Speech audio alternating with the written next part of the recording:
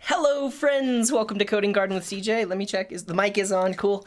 Welcome to Code Katas episode 28. It has been a very long time since we last saw some Code Katas live on stream.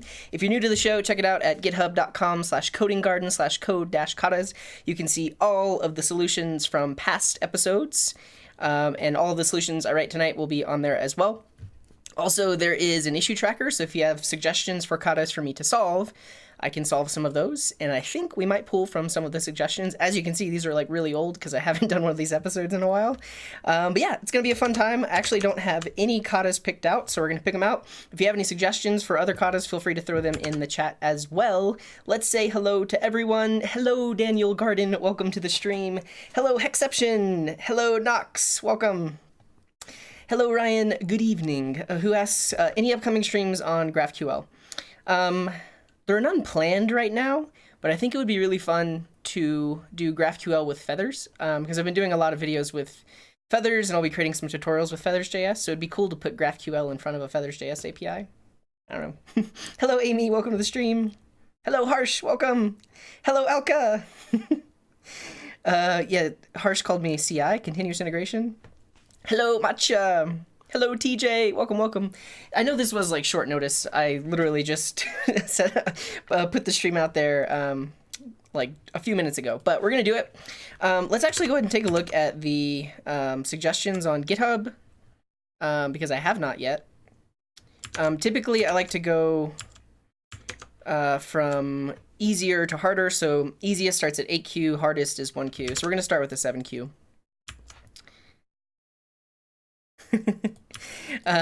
Let's see, and there's a comment from Harsh, who was gonna go to bed, but now they're gonna stay up and watch. Harsh, it will be available to watch later. You could get a good night's rest, but I appreciate it. Thanks for watching. Oh yeah, but Matcha says, we're in the presence of greatness. CJ was featured in a Free Code Camp video. That was crazy, yeah. Bo from Free Code Camp did a really awesome video. I'll just show it real quick on how to make YouTube videos, software and programming YouTube videos. YouTube Free Code Camp. I think this is it.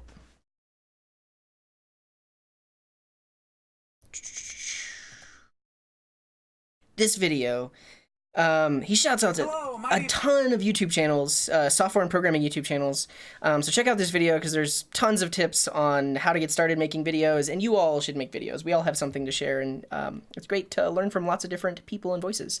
But yeah, he mentioned live coding streamers, and I was one of them, so that was pretty cool. Ryan says GraphQL and feathers would be awesome. I agree. So like I've tried it with Feathers Plus, which has like a generator, but it'd be interesting to see what it takes to write it yourself. Yeah, and so I think is Matcha the one that shared it on Discord, and it was really cool. Okay, this one is called compare number. Let's see, what level is it? Okay, it's a 5Q. So we might do this one later, but compare two numbers given as strings and return less if one is less than or equal, if they are equal, and greater if they are greater than. This one's super interesting because you essentially have to parse the incoming string, pick out the numbers. We'll save that one for later because it's a 5Q, but that one will be fun to solve for sure. Let's see what else. Here's more 5Qs. Let's just look at them all. These are from Beck.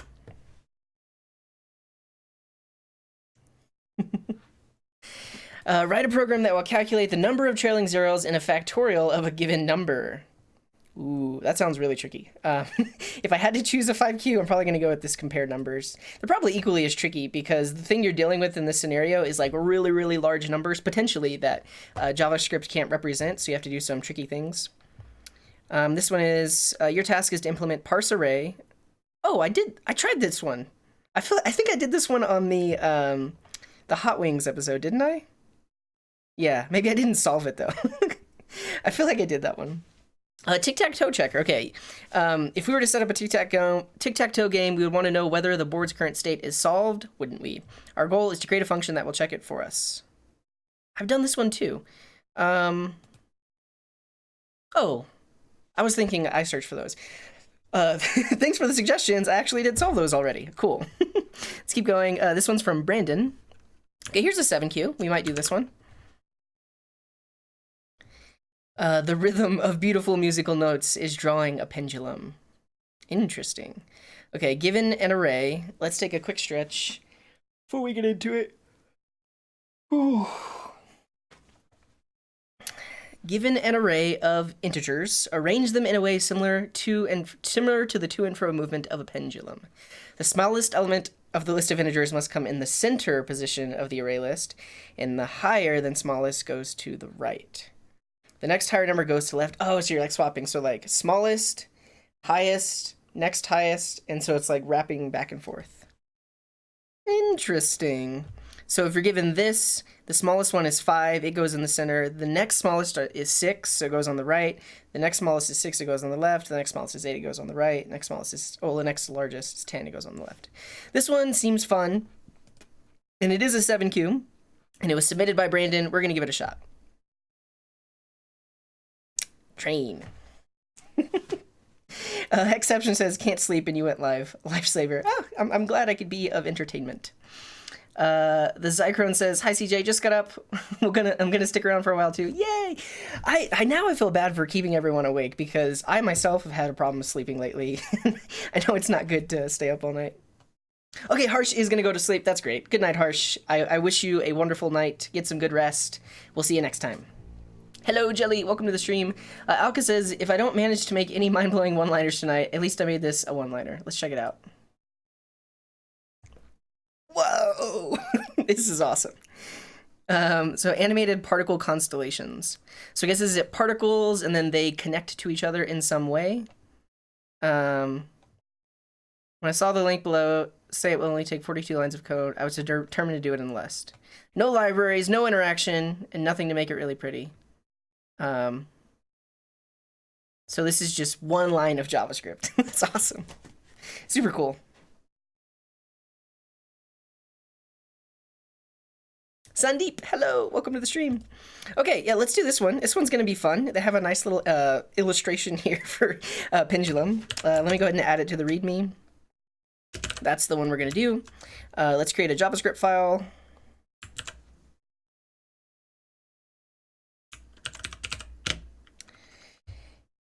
And we'll get our starter code right here. Cool. We have some things we can test with.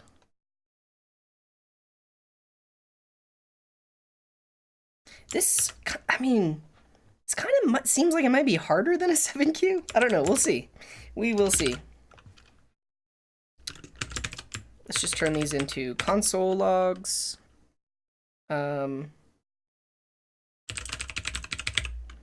Here, then we have pendulum invoked. Not quite, but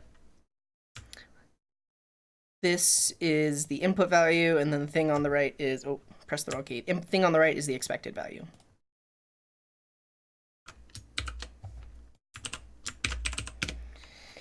Okay, I think we're ready. More people have joined. Matcha says it's 4:32 a.m., but I don't mind. And good morning, Pranjal. Welcome to the stream. It's night for me. Okay, what are we gonna do? So let's read the description again. I think I have the gist of what we're gonna do. Yeah. So the smallest element must come in the center position. This is gonna be easy. I got this. Okay. So smallest element in the center. The next highest goes to the right. The next highest goes to the left, etc., etc. Okay, so we've got the gist of that. Here's some notes. The array must be at least length 3, so that's good. In an even array size, the minimum element should be moved to n minus 1 divided by 2 index, considering that indexes start from 0, okay? Repetition of numbers in the array / list could occur, so duplications are included when arranging, all right.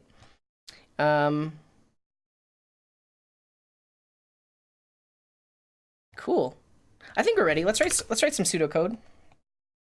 So I think potentially the easiest way to go about it would be to first sort the array.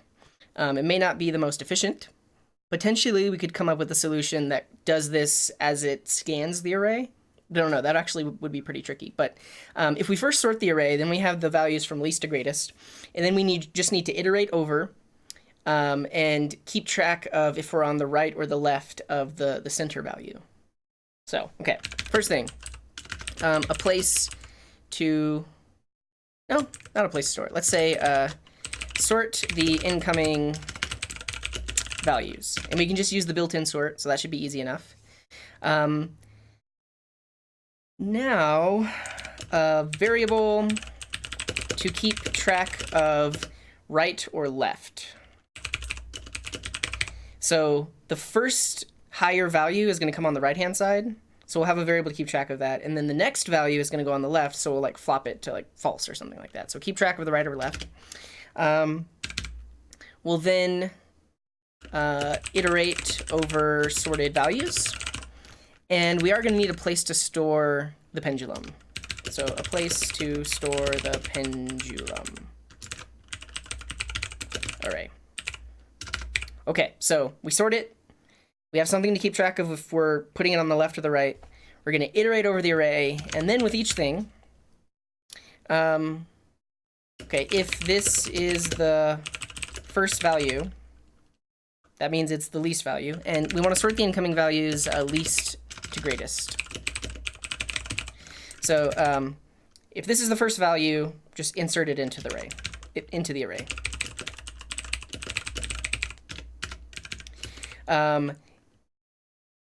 If should go on the right, push into array.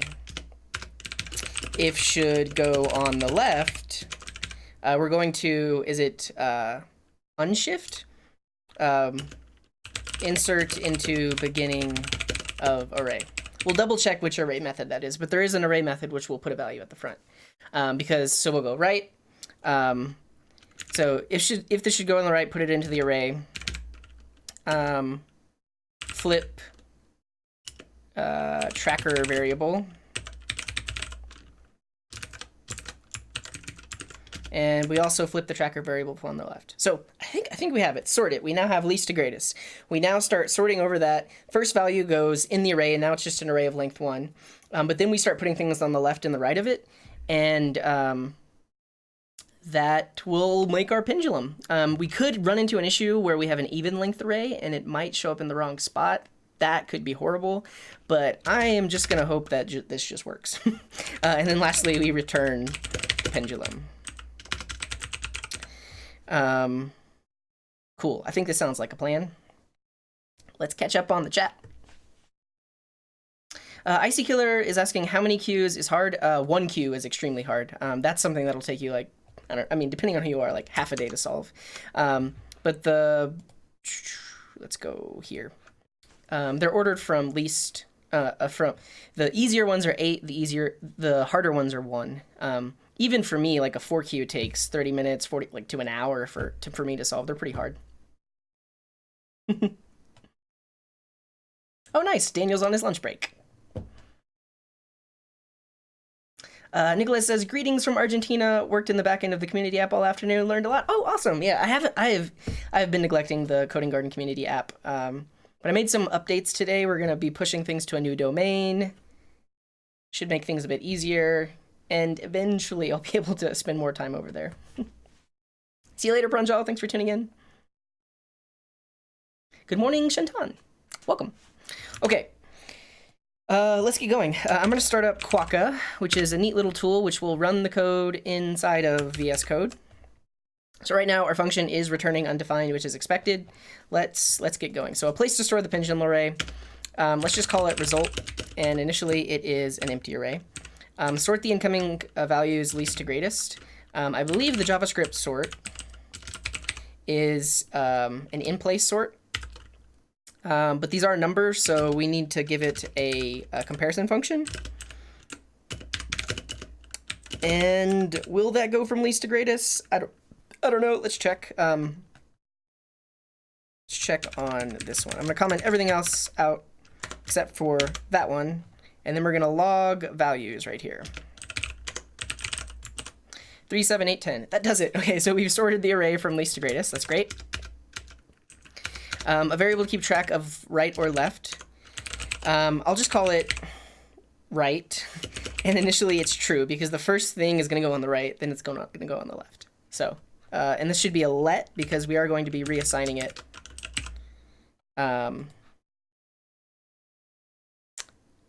As we go through the array. Now we iterate over the sorted values. I guess for now I'll write it with a for loop, but we could definitely do this with the reduce once we have that. So let's write a for loop.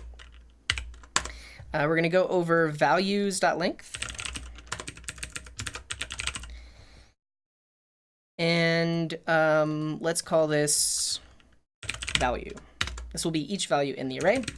Let's move these comments into the for loop. If this is the first value, just insert it into the array. I've thought of something even better to do.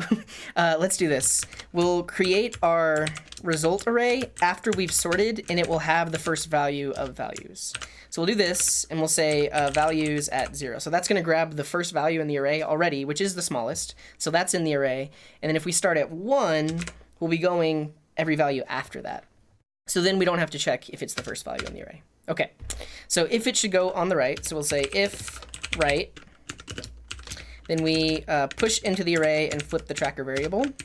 So we'll say result.push value, and then we'll say right equals not right, which will make it false if it was true. And then else we do the opposite. So if it should go on the left, and if it's not on the right, it's going to go on the left. Insert at the beginning of the array. I think it's unshift. I might have to double check that. So we'll say result.unshift inserts new elements at the start of an array. Awesome. Okay, unshift value. So that's going to put it at the left, which is the start of the array. Then we'll flip our tracker variable, but we always flip the tracker variable, so let's just do that at the end of the if-else, like that.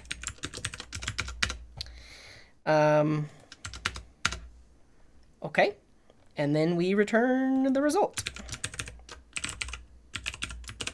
Did we do it? Okay, this one worked out. 8, 3, 7, 10. Cool. And that is an array with an even length. Let's look at this one. 10, 4, 9. We've done it! We've done it! Too easy. What about this one? 10, 6, 5, 6, 8. Cool. What about this one? 9, 5, 4, 4, 6, 10. Cool. What about this one? 8, 6, 4, 5, 7. Great. 10, 5, 6, 10. Cool. 12, 11. We did it. That was just way too easy. But we are going to rewrite this. So we can do this with a reduce. And then, like I mentioned, I don't know if I want to do this, but we could try to solve this in a single pass of the array. It might actually be pretty difficult, but let's see. No, it's more than that, because I was just thinking, like, as you see each value, you don't know if that is the greatest value you've seen so far. So I don't know. Let's catch up on the chat. Joe is saying shift, unshift, use that, please. What is, does shift put it at the end? Removes the first element from an array and returns it. Oh, no, we don't want to do that. But we do want to use unshift, which puts something at the beginning of the array. Cool. Alka's got it. Unshift. Yeah, hooray, we did it. Cool. But like I mentioned, let's, well, first let's turn this into a for each, and then after that, we'll turn it into a reduce. So let's do that. So when you're converting a for loop to a for each, it's pretty easy, especially if you're assigning each element in the array to a variable. It actually becomes really easy to convert. So here we can just do values.forEach value. And then we take all the code that was in the for loop, throw it in there, and we broke it. Oh, because for each is going to go over the whole array, but we want to skip the first one. So we could do two things. We could remove. Yeah, I got an idea. Here's what we're going to do. So we're going to just pop. We're going to, wait, does pop remove the first or the last value? the first value in the array. Okay.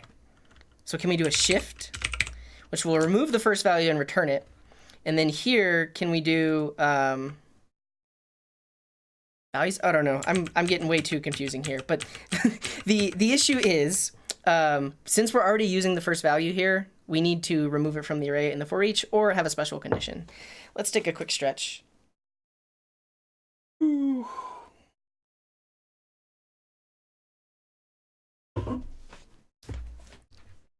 Okay, let's just show it that way. So if I do values.slice 1, that will remove the first value, remove the first value from the array, and so then we're just for eaching over the rest of the array, and that gives us what we want. So that does it. I'm curious if shift would work. I think shift would work, but if you're removing values from an array, you run into an issue with iterating. So we might have to iterate backwards, which means we would sort from greatest to least. Yeah, Samuel says use shift. Let's try to solve it with shift, but I think we're gonna need to iterate backwards. And for that, is there a for each right? I know there's a reduce right, which goes from right to left. We'll see. But yeah, so now we don't want to slice it. But if I say values.shift right here, actually, technically, this would fix it. So if I say values.shift, that removes the first value in the array, goes into result, and then we can just iterate over the rest, so we don't have to slice it there. So that works too. Cool. But what if we sliced in, or what if we shifted inside of here? Let me get rid of all these extra comments. It's getting hard to read the code. Hello, Greg. Welcome to the stream.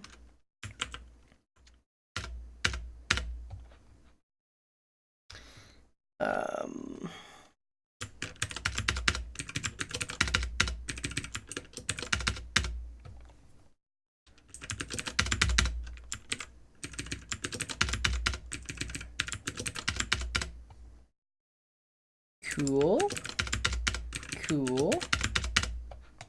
Almost there.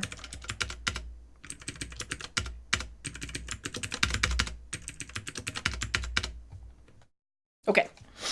Cool. I mean, I guess the other thing we could do is instead of having this right variable, we could use the index in the array to determine if it should be right or left, because every even index... Wait. Yeah, every even index goes on the right, every odd index goes on the left. Is 0 even? What's 0 mod 2? Is that 0? Is that a thing? Okay, so this is the same thing. We just shifted, which removed the first value from the array, and then we can just push the values in. But let's see if we can actually like tear apart this values array. Instead of just doing a for each, let's actually remove the values from the array. Yeah, so that's what I just mentioned. Alka is saying, basically, based on the index, you decide if you want to push or unshift. Yeah, we'll do that. But first, is there a for each right? I know that there's a reduce right. Let's see, let's search for reduce right. Because reduce right goes from right to left. And that's the kind of thing you want to do if you're changing the size of the array.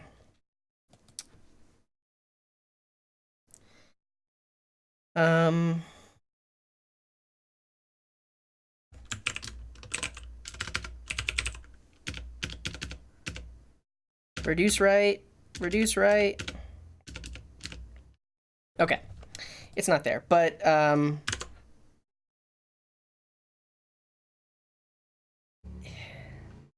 yeah, if we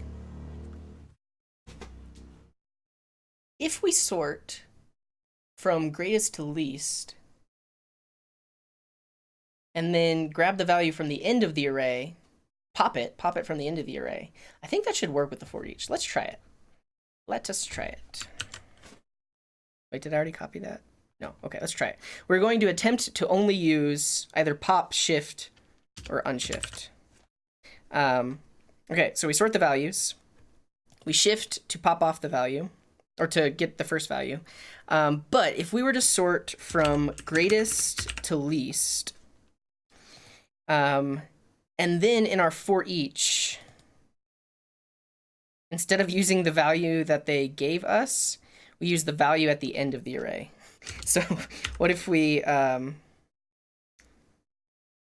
no, I guess we don't have to use anything. Yeah, so now that they're in reverse, we could say values dot pop, and it's going to remove the last element in the array. Values dot pop. Okay, that broke it.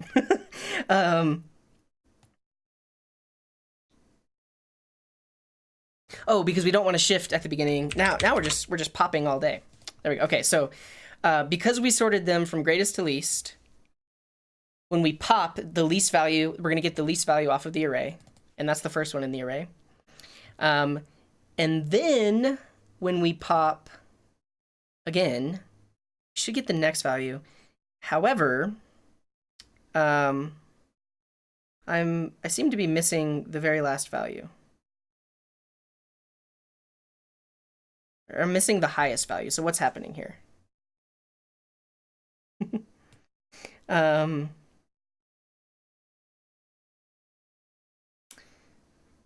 So yeah, it starts at 5, puts 6 on the right, and then 10 was next, so it puts 10, but then it doesn't go back around to put 10 there.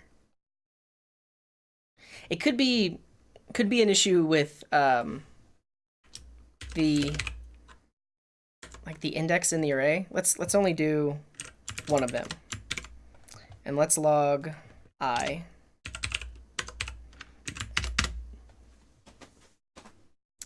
So yeah, I think we're running into an issue where we're trying to use for each, but we're actually changing the length of the array, and so it quits early. I don't know.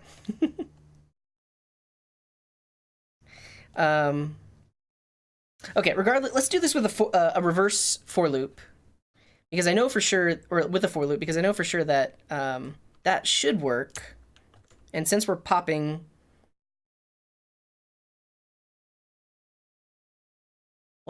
what's happening? Okay, let's try to get it to work with a for loop. That's my goal right now. Okay, so we'll have a for loop, and I think we need to go in reverse. We definitely need to go in reverse, because we're going to be going from right to left. So for loop, I equals values.length -1, while I is greater than or equal to 0. And then we go down, and our code goes here. That seems to do it. Cool. If anyone knows why would for each not give me the last value? Well, it's not going in reverse, so the length of the array is changing. That's probably why. It needs to go in reverse to do this check here. Okay, and hopefully these others work too. And they do. Cool. So that's interesting. Icy Healer saying don't pop at the start. We could try that. Yeah, let's try that with a for each. I think we would run into the same issue, because technically, I mean, oh, yeah, because that would give us one more. I don't know. Let's try it.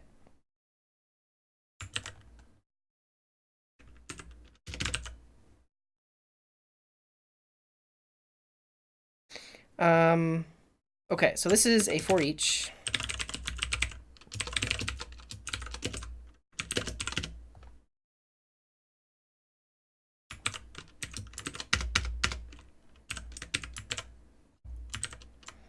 And we need this code here. And then we're not going to pop at the start. And we're going to initially say right is false. So that way, I guess I could have done this earlier, but initially it'll put it in there, and then the next one's going to come after it. And this also fails. Yeah, it's because the loop is going forwards as the length of the array is changing, and so that's the reason. Let's not do that. Okay, let's do it with a reduce. And we'll use reduce right with this popping thing. Let's try it. And we'll also take Alka suggestion and instead of having like this right variable, we can actually determine which method to call, either push or unshift, based on the index in the array. Okay, so we're going to sort the values. I think we can do this all in one go. So let's just write it like this really quick. So we'll say values dot reduce right. And we're going to have the result and the individual value, which we don't need because we're using pop. And then this code goes in the reduce. The value we are accumulating is an array, so our accumulator starts there, and then the reduce should return that array every time. So we have that. And then we should actually do values.pop as the initial value in the starting array. And this does it, but now we can clean it up. So yeah, this is working. So essentially what we did is the initial accumulator has the first value in it, so it's there in the center, and then we start putting it in on the sides of it. But now we can use the index to determine which method to call. So we'll say we'll say result, and then I'll basically do the code that Alka has right here, but I'll try to explain it. So if I mod 2 is equal to 0, so if we have an even index, will that work if we're going in reverse though?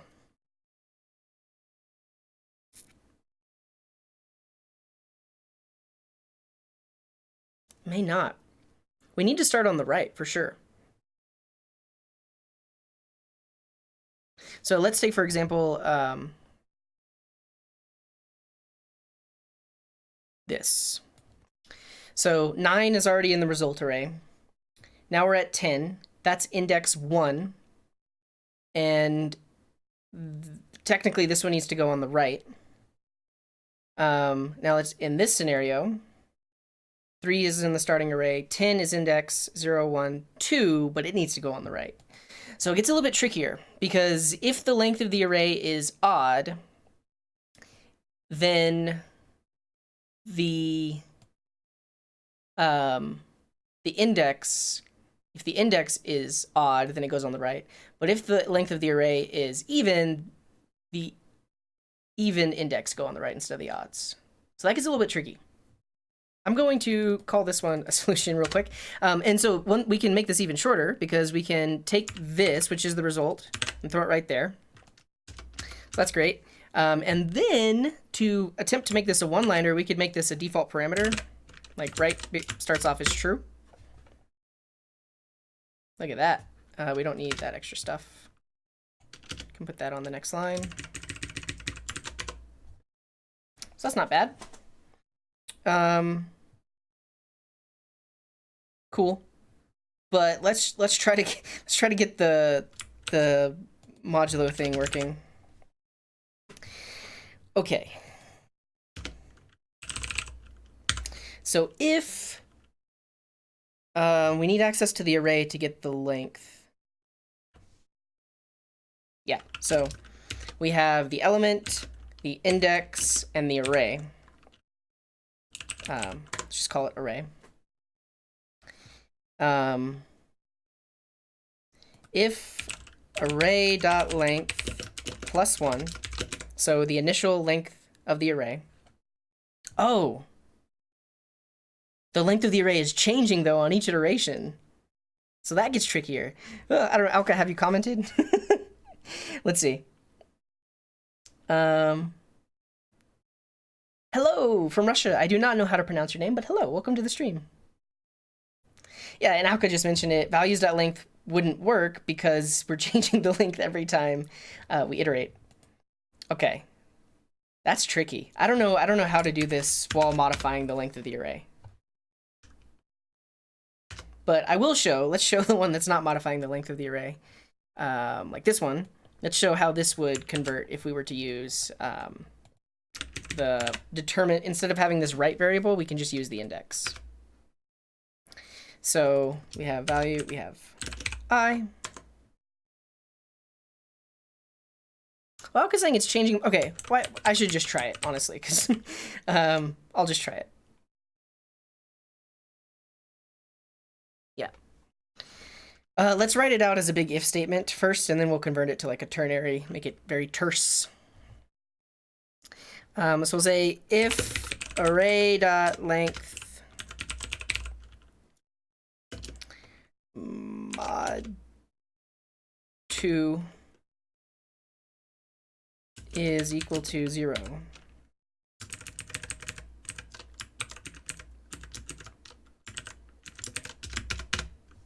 We push it, otherwise we unshift it, and then we don't have to use right anymore.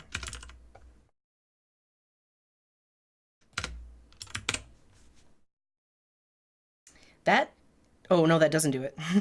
It broke in for even length arrays. Those values are swapped.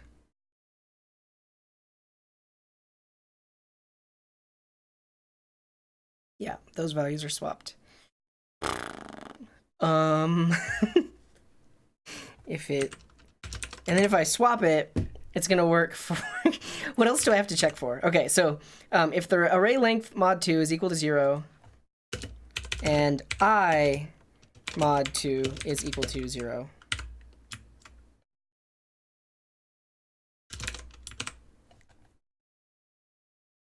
No, that breaks it, and this is hurting my brain. I don't think I'm gonna be able to do it. Oh, Danny was saying I could cache the length, and hello, Danny, welcome to the stream. I could, but then I have to sort in a variable because, oh no,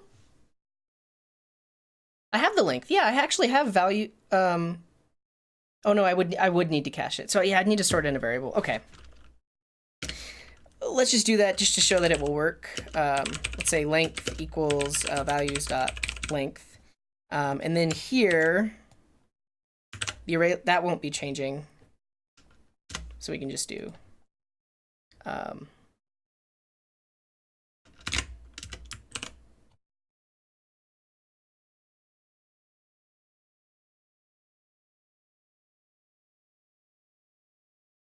I'm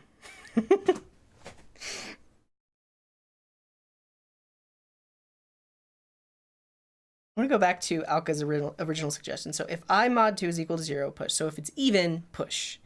So if the length is even and the current index is even, so let's take the scenario, because currently this one's broken. So 4 goes in here. We then are at, so actually, sorry, it's 10, 9, 4. That's the sorted array. So 4 goes in here, and then we're left with an array that has 10, 9. And so we come in here. The length mod 2 equals 0. It's not, so it will unshift it, meaning the 9 goes on the right. But something super weird is happening here. It's putting the 9 first.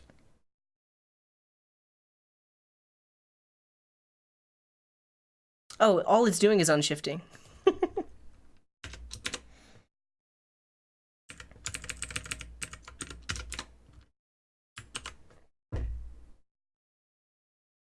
That works for that array, but what about an even length array? No. I don't know how we're gonna do this. Yeah. Mr. Taylor is asking, what's the presets with your code editor that allows pop-up info about errors with your code? This is ESLint. So if you see the red line, that's ESLint. And I have a global ESLint config that has some rules defined inside of it. So that's that. The code showing the actual result of the code, that's a tool called Quokka. Quokka.js. They have a free and a paid version. I'm just using the free version. But this actually runs the code inside of your editor and shows you your console logs and things like that, which is pretty sweet. Okay. How about this? I'm going to stop trying because just not getting it today. But we're going to take a look at Alka's code and we will analyze it to see why it's working. I'm going to turn this into a function just so it behaves nicer with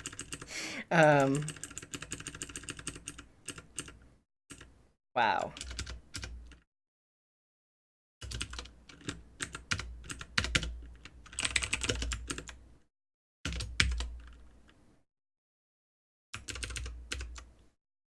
I think that's what's happening. Okay, so what Alka has done here is we have some default parameters. And we are initially sorting the array. And so the interesting thing about this is that, so sort is an in-place sort, meaning it modifies the array. So because we have this as an expression for the default variable, this actually sorts the array, so we don't have to do it again. So this sorts the array from least to greatest, and then removes the first value in the array. So we start off with the lowest value in the array, just like we were doing with values.pop here when it was sorted in reverse. Cool, so we're good there. Then it's just my earlier solution. So if the index is even, then we unshift, meaning we put it at the beginning of the array. But if the index is odd, we push it to the end of the array. And so this little thing right here is dynamically choosing which function to call. So push and unshift are just properties on arrays. So we can use bracket syntax to access that function. So we either access the unshift function or the push function, and then we pass the value in. And then this here is the comma operator. So what this means is evaluate this expression. So that actually does the business of creating the result array. And then because we have return here, the last thing separated by commas is what gets returned. So that ultimately returns the result. Super interesting. But yeah, so I mean, this is a great suggestion. It would really only work where I'm not modifying the array, like in my initial example. Cool. Okay, I feel like we've solved this one way too much, so let's go ahead and submit it. Hello, Andreas, who says, it's 5 a.m. here, just woke up for work and I see you live. That's great. You can listen to me while you brush your teeth and eat your breakfast. Ahmed is saying, why'd you stop morning tea? Bring it back, we love it.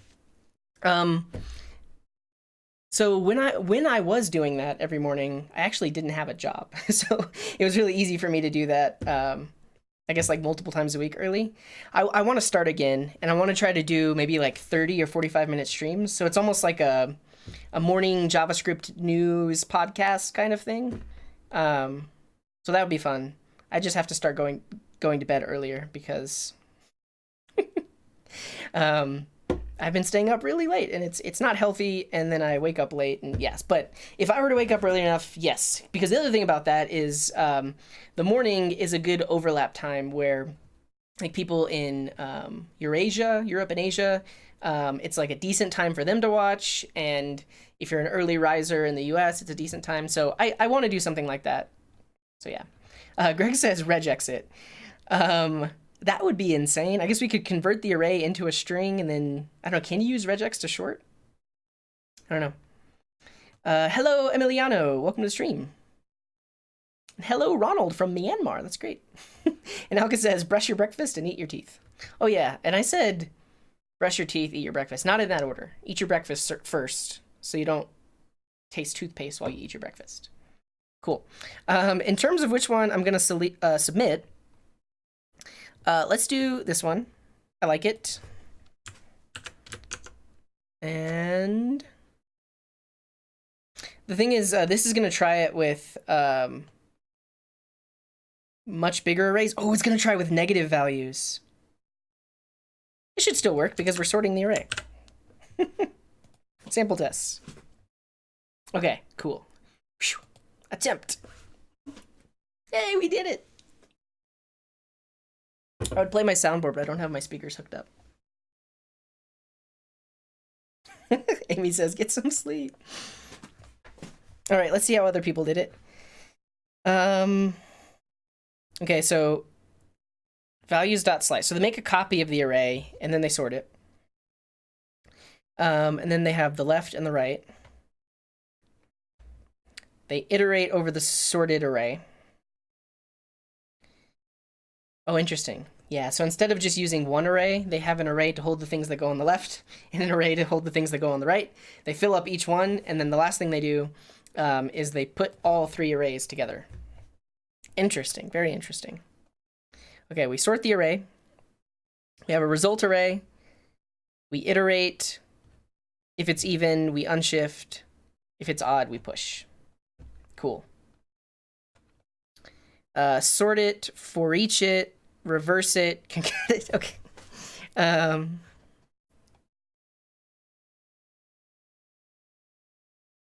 Let's see what Alka says. You could still do result, right? Oh, wait, that's true. Yeah, then I don't need a. Yeah, you're totally right. Let's just show what that would look like. Because then I wouldn't need an if statement. So we could say result. If right is true, then we want to push. Otherwise, we want to unshift. Oops.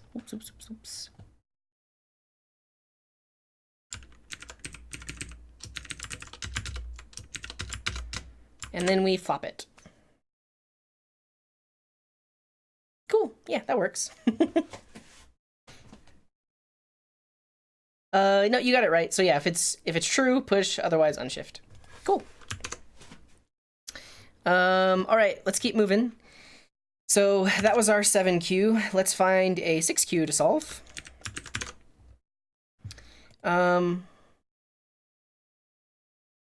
We have some suggestions here. Okay, here's another 6 from Brandon. Thanks for the suggestions, Brandon. New cashier does not know about space or shift. Ooh. Okay, so I haven't done this one before. Some new cashiers started to work at your restaurant. They are good at taking orders, but they don't know how to capitalize words or use a space bar. All the words they create look something like this: milkshake, pizza, chicken, fries, Coke, burger, pizza, sandwich, milkshake, pizza. The kitchen staff are threatening to quit because of how difficult it is to read the orders. Enter CJ to save the day with a coding challenge. Their preference is to get the orders as a nice clean string with spaces and capitals. Okay. This one's interesting. So we have a list of known words. So these are the known menu items. And essentially, as we iterate over this thing, we try to match a known menu item. And then we'll capitalize each one. Easy enough, right? It is a 6Q, though. Let's try it. Go. Well, Alka's got some weird stuff going on. So reduce. Result is the array. Each value. So, oh, there you go. So this is another trick code golfers use to basically get the value of the Boolean, but then also flip it at the same time. Interesting. So, yeah, so it flips it, but then it gets the previous value by flipping it again. So that way you don't need two lines. So essentially what this would turn into, let's just see it. I'm curious, Alka, are there like rules for code golfing or like trying to make things one-liners? Do you have like a go-to list of things you do to make your code smaller? And wait, we gotta start a Quokka, but that should do it too. Yeah, look at that. Because basically it flips it, but then after it's flipped it, it flips it back to what it was. But then on the next iteration, it's the new value. So, wow, very good. And then we could make this a one-liner by essentially using the comma operator thing. So we could return this comma result. Cool. And then if we remove the white space, we could turn this into a one line. Awesome. Santhos? Santos Rogov is asking, could you please tell me the app name that you use for relaxation while coding? Absolutely. If you check out, we have a frequently asked questions page on the Coding Garden community. So if you go to the wiki, and then you go to the wiki, and then you go to frequently asked questions. This is the #1 question people ask me. And there it is. Speaking of it, let's take a quick stretch. Whew.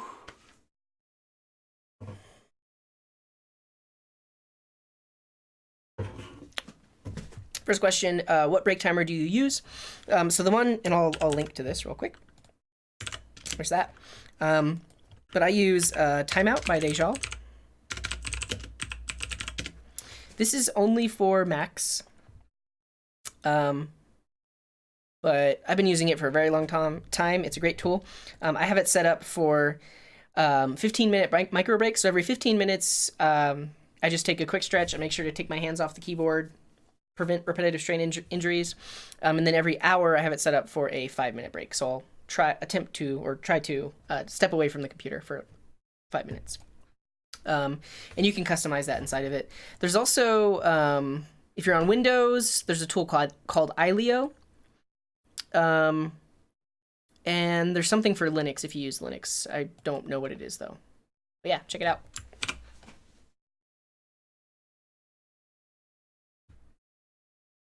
Yeah, Alka's saying shove the assignment into the ternary.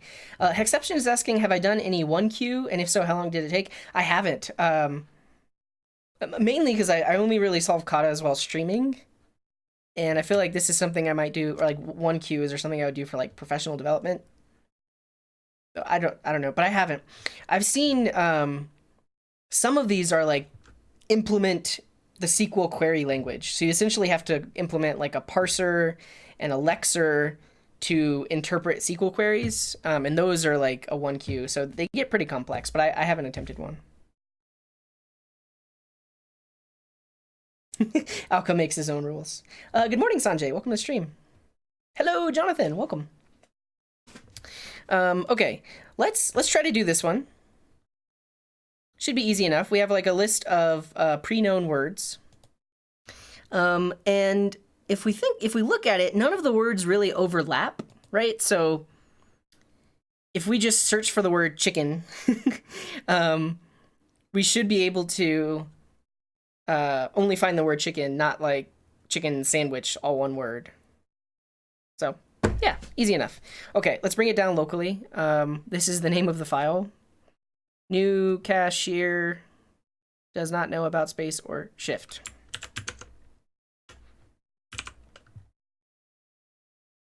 Yeah, I'll link it for sure. Let me create this file and then I will.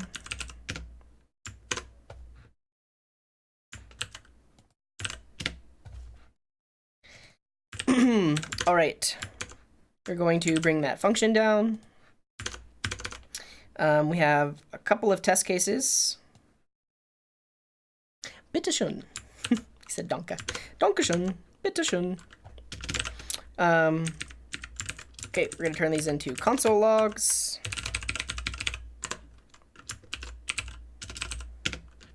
Lint it. We'll start up Quokka. And then we'll get down to business. So right now, our function is returning undefined. Or sorry, returning an empty string. So that's that. But yeah, I'm gonna make a comment or like a note. These are the menu items.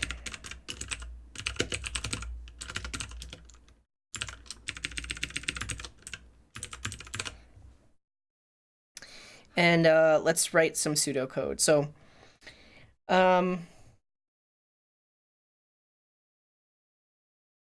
I'm gonna do it in, I guess, like somewhat of a brute force way.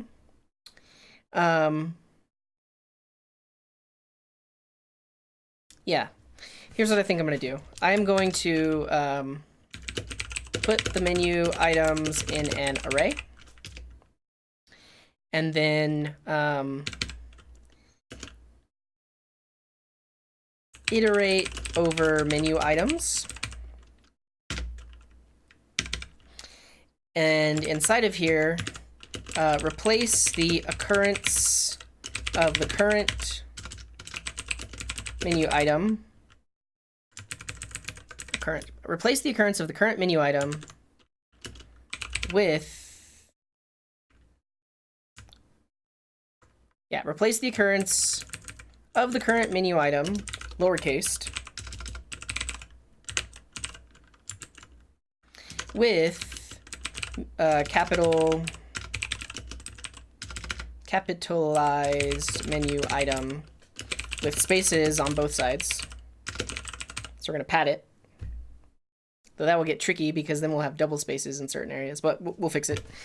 So we're going to replace it in the input, and we're going to overwrite the input. So we have an array that has burger, fries, chicken, pizza, sandwich, onion rings, milkshake, Coke. We're going to iterate over that, and the first thing we'll do is we'll say, okay, all occurrences of lowercase burger in input, replace it with uppercase burger and a space on both sides. It's 4 a.m. and talking about food is making me want it. Just go to a fast food place. I don't know if you have places open that early where you are. So yeah, we'll replace all occurrences of lowercase burger with capital burger and space on both sides. And we'll do that for each item. So replace all fries, all chicken, all pizza. And then at the end of it all, we're basically going to have double spaces. So after this is all done, we'll say replace double space with single space and return the trimmed result. So that's going to fix the spaces inside, but then we're going to have extra spaces on the end, and if we use trim, we can remove that extra space. So this is a pretty simple solution to it. It's not going to be like the most performant, but this is a pretty easy problem. We could definitely try to do this with like a regular expression, but let's solve it this way first. Okay, so we need the menu items in an array. So let's do this.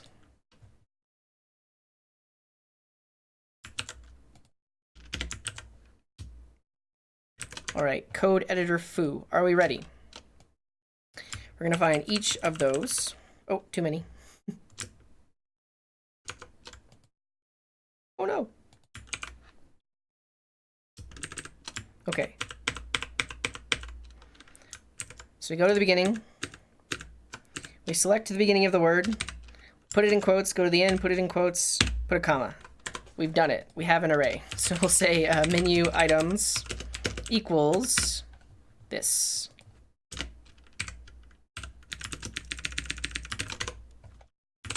Okay, so we have our menu items. Now we're going to iterate over them and replace the occurrence of each one in the given input. So we'll say, should we use a for each? Should we use a loop? I think we can just use a for each. Should be easy enough because we're not doing anything special. So we'll say menu items for each, and that's going to give us a menu item. And then we need to do this. Replace the occurrence of the current menu item in lowercase with the capitalized menu item with spaces on both sides of the input. So basically what we want to say is input is going to be input.replace. And we'll say menu item dot to lowercase with menu item. So it's going to find the lowercase version and replace it with the uppercase version. Now, the issue with this is this will only replace the first occurrence. We do have to use a regular expression here to replace all occurrences, I believe. But we want to insert it with spaces on both sides. So let's throw that in a template literal. Space on both sides. And then for now, let's just return input.trim. See what we get. Yeah, we're seeing, wait.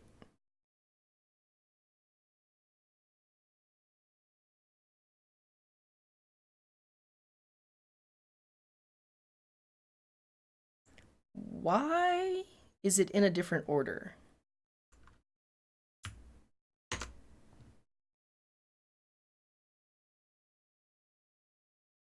Oh, the kitchen staff expect the items to be in the same order as they appear in the menu. That's where things get tricky. Okay. I did not see that. Hello, Michael from the Netherlands. Welcome. Yeah, that's where it gets tricky. Okay, so I did not read that, and that okay. I have to rethink this. But yeah, so we have this whole thing, and we have burger, fries, chicken, pizza, sandwich, milkshake, Coke. Okay. So we can't just replace it. Actually, we could replace it, and then we split it, and then we sort it. Okay, I'm gonna keep going. I'm gonna keep going down the path here that I've already forged for myself. But essentially, what we'll need to do is after we've done all the replacing, so everything's like uppercase, we can split on a double space, and that's gonna give us each individual word, and then we'll sort it based on the index in the menu, which should do it. So okay, that's what we'll do. So yeah, okay, so, and for now, let's put these in variables so it's a little bit easier to see what's going on.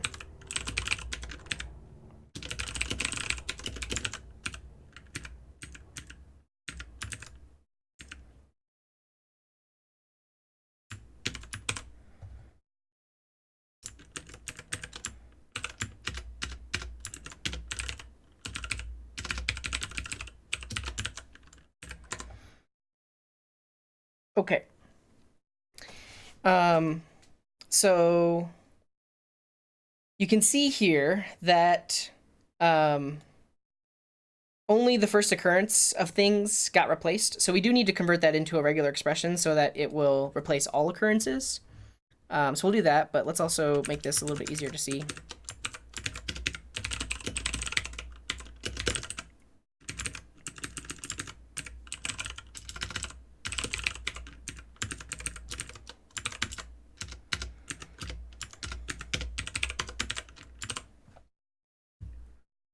And then same thing happens here, but fries is the only thing that occurs twice.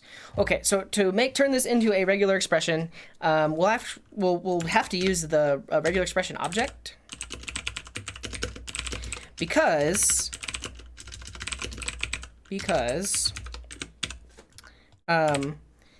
we cannot create a regular expression that has a variable inside of it. Because what I essentially want to do is say replace all occurrences of this thing globally, but it's not. It doesn't evaluate this variable. So we need to actually create basically a dynamic regular expression. So you can put a regular expression in a string as the first parameter, and then you have your options as the second. And then we can use this as our parameter there. And that should get all occurrences. And it does. Cool. Awesome. So now the last thing we need to do is we need to sort it based on the menu item order. And let's do that here. So well, I'll need to update these comments. So now that we have everything we need, we will split on double space because we have a space on both sides of things. As we do this replacement, in between the words is actually two spaces because they're right next to each other. So if we split on a double space, we're going to get all of the words in an array. And then we need to sort that array based on their index in here. So we'll say trim and split on double space. So we'll say order equals input dot trim dot split on the double space. And here we'll return the order. So same thing, but now just we have an array and we need to sort it before we return it. So let's do a sort, and we have A and we have B. And we want to basically return or compare their indices in menu items. So I'm just going to use, I guess, index of.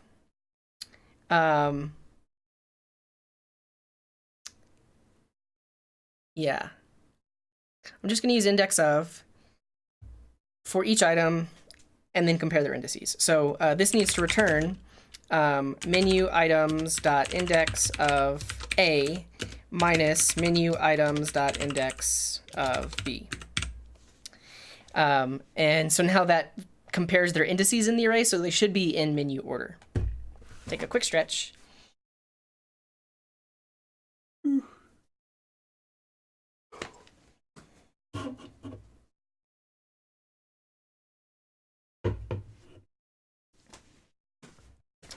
And then we're almost there. Yeah, so now we're in the right order. And we just need to join it on a single space. So we'll return order.join on a space. Ta-da!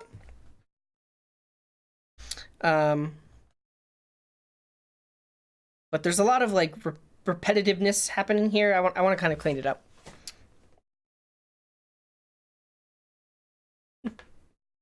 Hello, Danielle. Welcome to the stream. August says that tripped me up too. Yeah, the fact that the thing needs to be in the same order as the menu. Inky says, your tutorials are amazing. Keep up the good work. Thank you so much, Inky.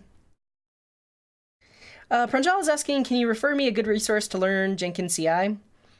Honestly, no. It's been a very long time since I used it. I'd say the documentation, but I'm sure there are some good YouTube videos out there on it, but I haven't touched it in a long time. Hexception is asking, does JS have the replace all method like Java? Not that I know of, but let's search the web. We'll say JavaScript string replace all, because the way that I solved it with a regular expression is really the only way I know how to do it, using the global modifier, because that will replace every occurrence instead of just the first. How to replace all occurrences.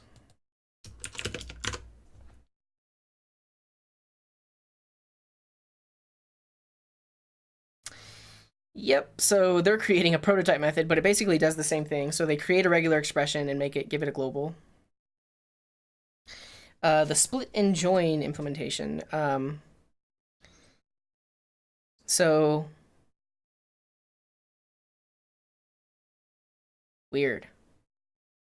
Split on the thing that you're trying to replace, and then join it on what you're trying to replace it with. That does it. Interesting. I don't like it though, but it does it. I definitely prefer this regular expression way of doing it.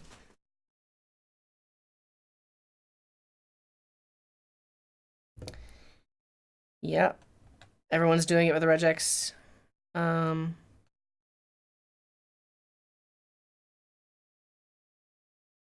Yeah, so I mean, this is from 2009, but they're saying that this version is no longer faster than the regular expression version.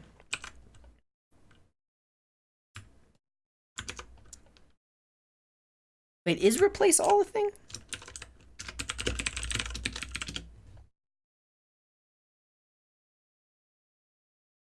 No. So yeah, I mean, as far as I know, that's the only way to do it. Let's look in the past year, because those were some older things. If we look at replace, does it accept any other parameters? So you have regex, the substring, the new substring, and then the replacer function. Okay.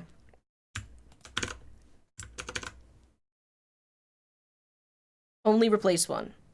Replace all. Yeah, and they're using a regular expression. That's super interesting that it's not built in like Java. See you later, Amy. Thanks for tuning in. Greg is asking, does match return the items? Just pack those into a new order array. Ooh, that could work. Yeah, so let's just use the console here.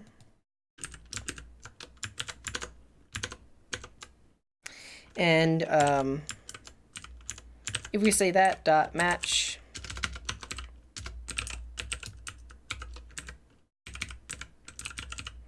milk shake, what do we get back?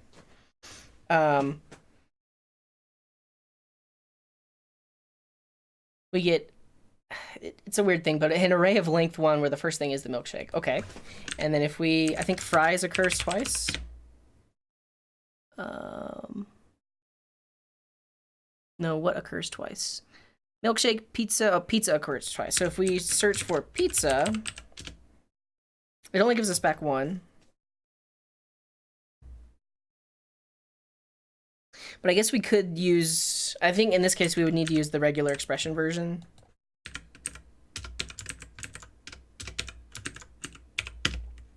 Pizza, pizza, pizza. Are there 3 pizzas in there?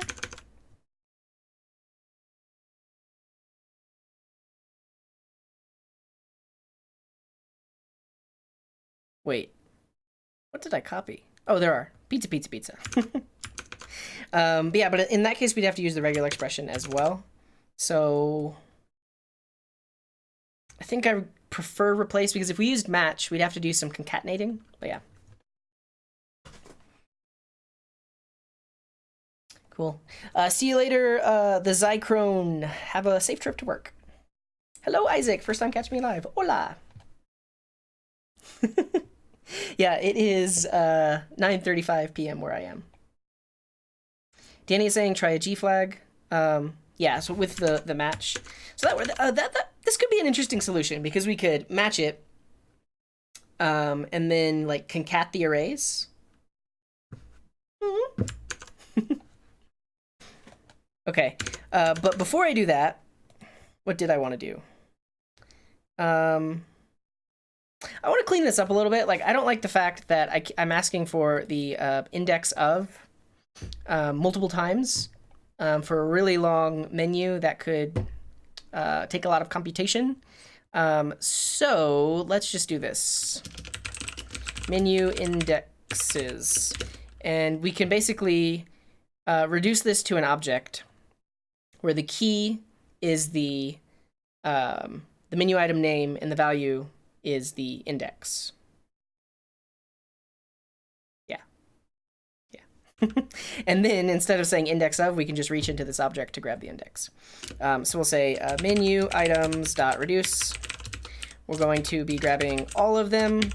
We have each item, and we also want the index. And ultimately, we're going to return all, and all starts off as an object. And we're going to say all at item equals index. If we look at menu indexes, we can see that it has the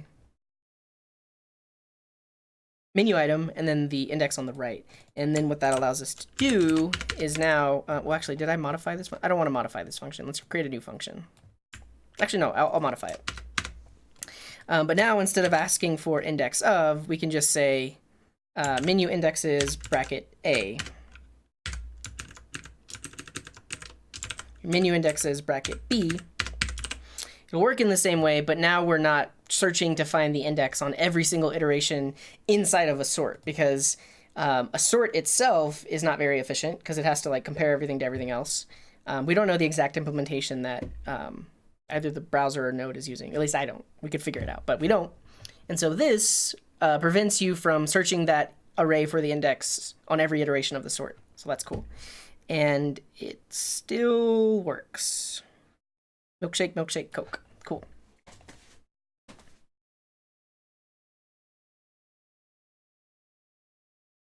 Yeah, wait, did I already talk about that one? But yeah, match does return an array. So I think that's what I'll do, Greg, is we'll do that one next. But if I use match, that's going to give me the items in the array, in an array, and then I can just concat the array together and then sort it. Cool. So this works. Let's I'm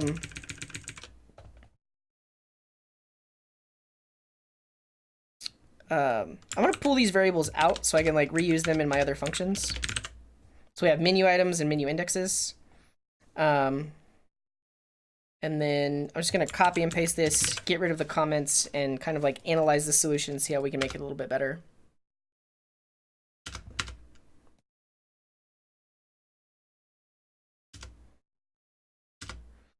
Alkid says they're working on a non-regex solution. It's essentially like a scanning algorithm. So, or I mean, I'm sure there are multiple ways to implement it, but this is how I guess I would do it. You could look at each letter, and then keep going forward one until you have a match in your menu items. And then once you have a match, like put it into an array, and then keep moving forward, and then you have a match, put it in the array, keep moving forward. So that should work. Maybe I'll try to implement that. Greg is saying mathing will save you the sort since you are going in the right order. Oh.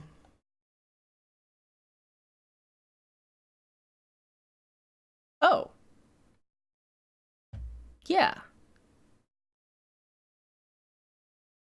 Huh. Okay, let's think how to, okay. I'm gonna leave, yeah, I'm gonna leave the sort there, but you're absolutely right. So because I'm already iterating over menu items, actually, I think if we do this with match, then we won't have to sort it because we match, we get those matches, and we already know that those are like at the beginning of the array. Yes. Yes. Okay, cool. So yeah, let's use match instead of replace. We still have to create our regex, but then we'll say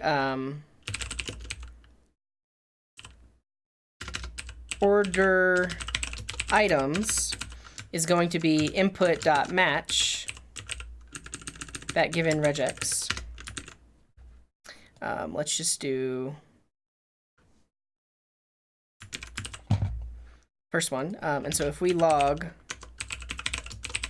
order items, we get burger, fries, chicken, pizza, sandwich, milkshake, Coke. Why did we get null? Oh, because if it's not on the menu. Right. Okay. And now this is technically already in the right order. We just need to put it into an array. And we're already in a for each, so we could actually just do a reduce. Here we go. We're going to get crazy with it. So I'm going to say reduce.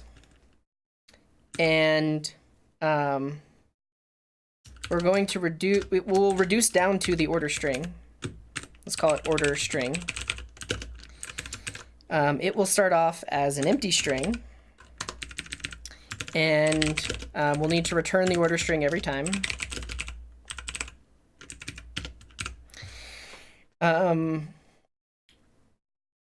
But if we have order items match, so I'll say if order items, then we actually want to return order string plus order items dot join on a space. Now that is going to give us everything's going to be lowercase, but then we need a space after that. Order string plus a space plus that. Cool. So burger, fries, chicken, pizza, sandwich, milkshake, Coke. Cool. So that does it. But then we just need to make sure that it's capitalized. So I could write like a quick little capitalize function that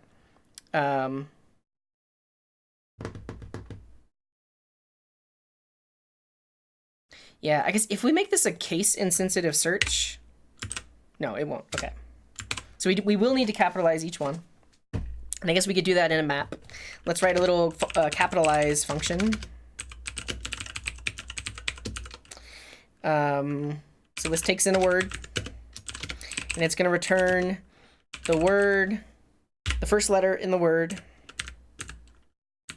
to uppercase. Well, actually, is there a better way to do this? So, no, I thought of a better way. Okay. So order items is going to have a length of the number of matches. So what we can do is we'll say menu item dot repeat. So we can repeat a string order items dot length. Yeah, and so actually we'll do a menu item with a space on the end of it. Oh, but is that going to create too many spaces? But then we can trim it. Ooh, this is great. Okay. So we need menu item plus a space. And we're going to repeat that order items dot length. Nice.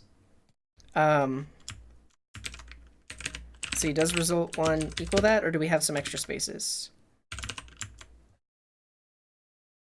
False. Yeah, so I think we have some extra spaces in there because once we repeat it, the thing on the end is going to have a space, so we can trim it. And that should equal false still. Okay, we have burger, fries, chicken, pizza, pizza, pizza, sandwich, milkshake, milkshake, Coke. Oh, I think ultimately we do need to trim the whole result. Quick stretch. Whew. Oh, you might be right. So Greg is saying, I don't think the capitalization is normal. Well, yeah, there are no compound words with like camel cased words. That would have messed us up for sure. If we tried to capitalize it, but okay.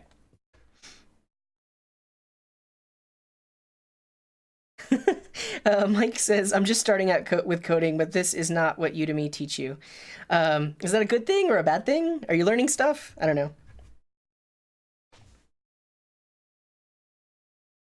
Isaac is saying, Udemy will mostly teach you the fundamentals. Yeah, and it depends on what course you find on Udemy. Code Wars makes you utilize what you've learned. And it really is, I mean, they're katas, which is, I think, a Japanese word for, is it exercise or practice? It might be practice. Because ultimately, like, the more you practice, the better you get at things. So if you do these often, like try to do like 1 or 2 a day, you'll start to recognize patterns in problem solving and coding. So that helps. Okay, we got it. It's now true. So basically, because I repeated the menu item, I needed to trim the space off of the end. And then if there was space on the end, I need to trim it there as well. And that did it. Cool.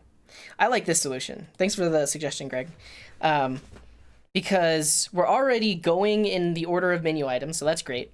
We find the number of occurrences in the input string, and then just repeat the menu item name that number of times. Easy. Too easy. One thing I'll do is I'll turn this into a template literal instead of the spaces and pluses and stuff like that. So this whole thing becomes a template literal. This is a variable. We then have a space, and this whole thing is a variable, like that.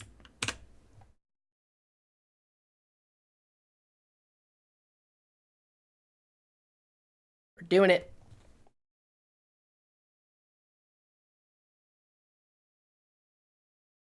Yeah, I really like this. Okay.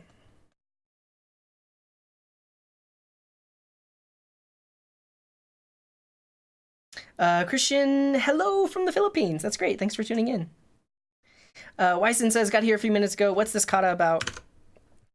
It's about cashiers that don't know how to use the shift or the spacebar. So you're given an order where all the words are just like smushed together, and you have to turn that into an order where with capital words and spaces, and it has to be in the same order as the actual menu. And we've done it. We've done it in 2 different ways. So one way was to use a regex to replace the occurrences of the lowercase version with the uppercase version, and then trim it on spaces to turn it into an array, and then sort it based on the index, and then join it back all together on a space. So that was our first solution. The second solution, I think, is a little more, what's the word?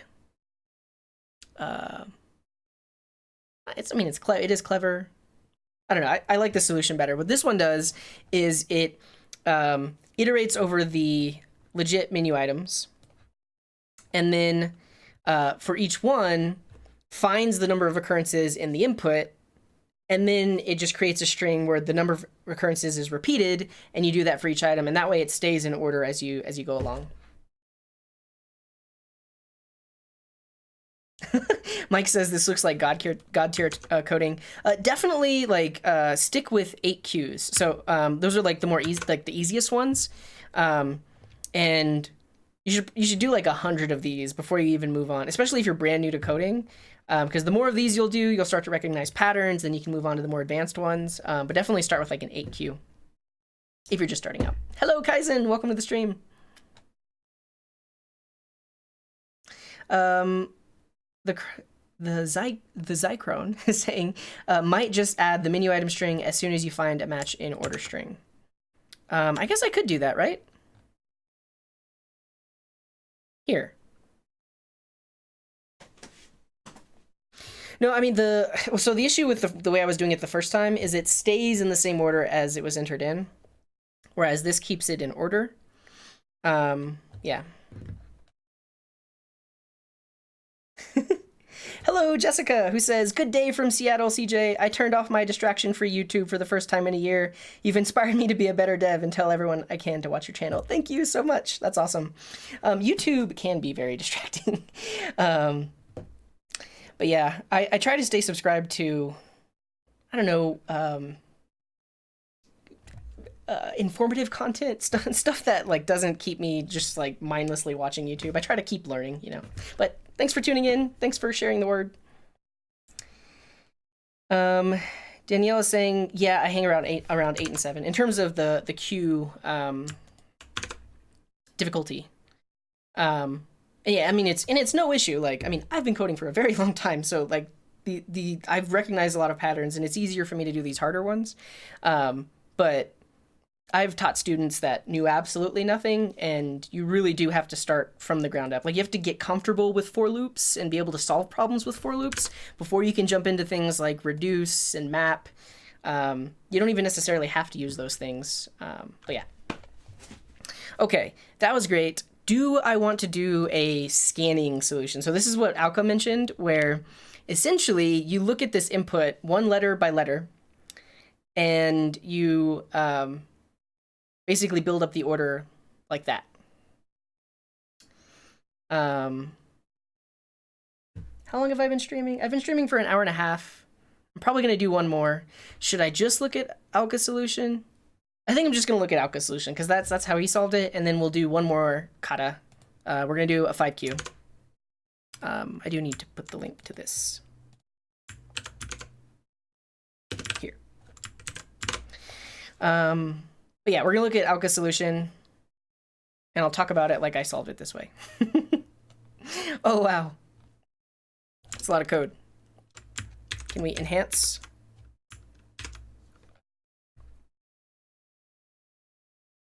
Can I not make this smaller? Oh.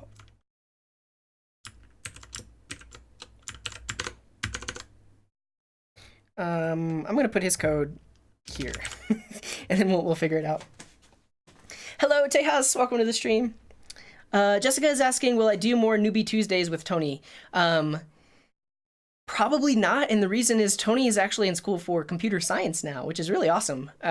But he's becoming less and less of a noob, so it would be fun to have him on again to do like more intermediate streams, but I definitely need to find a new noob. And I don't have a lot of time right now, but I've thought about it in the past where potentially I can just pair with people in the community, people that watch the channel. And that could get pretty interesting as well. But yeah. Deha says, I'm on time. Alka says you can make the layout vertical and change view at the top.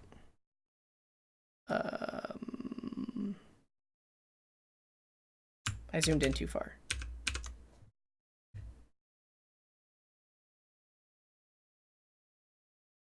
Oh, but no, when I zoom in, it doesn't let me do that anymore. Oh well, I'm just gonna look in VS Code. Okay. So Alka has an array of menu items. They are in the initial menu item order. Great. We have our order, which is an object. And we now have the item mapping.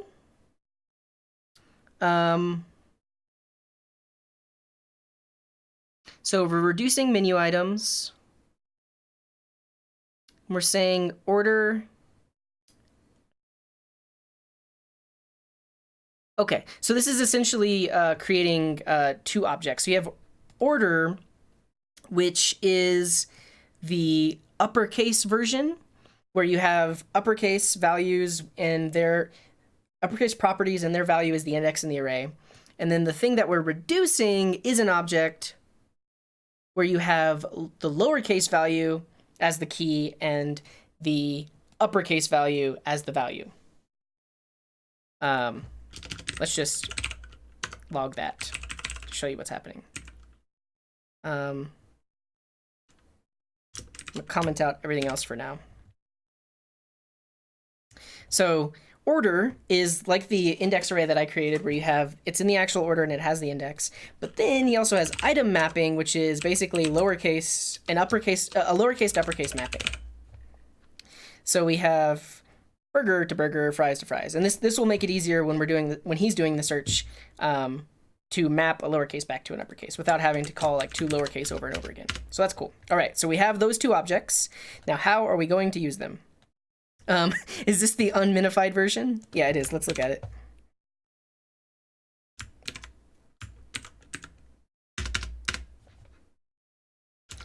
All right, here's what I'm going to do, which is going to be a fun exercise. We're going to rename all of his single letter variables to figure out what the heck is happening. So we take the input order, which is this thing with no spaces in it, and we split it so we get each individual letter. Okay, so that's what's happening here. Now we have each letter. So instead of calling this in, I'm going to call this letter.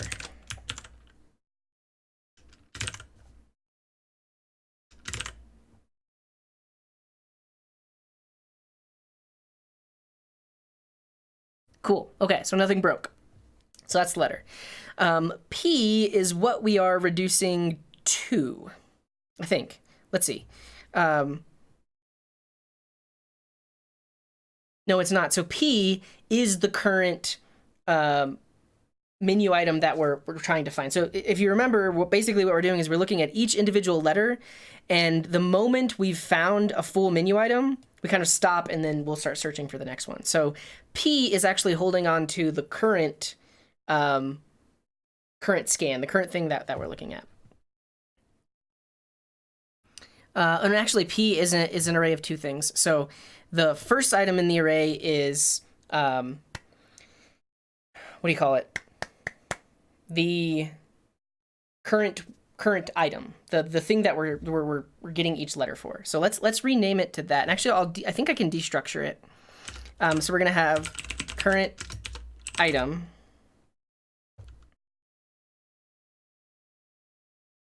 Well, let's call this partial item, because this is each individual letter. And so everywhere we have P at 0, say partial item, and then the thing we're going to return at the end is an array with partial item inside of it. And then let's figure out what this other thing is. So this takes all of the menu items, which are these, slices it so it makes a copy, and then fills it with empty space. What's the point of that? What are we using P at 1? So P at 1 at I.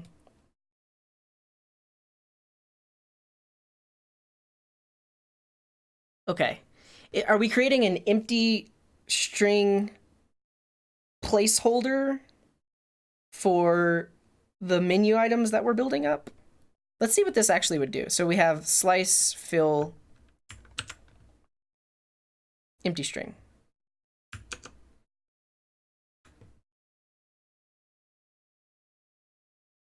I don't want to cheat by looking at Alka's comments. I want to figure out what it's actually doing.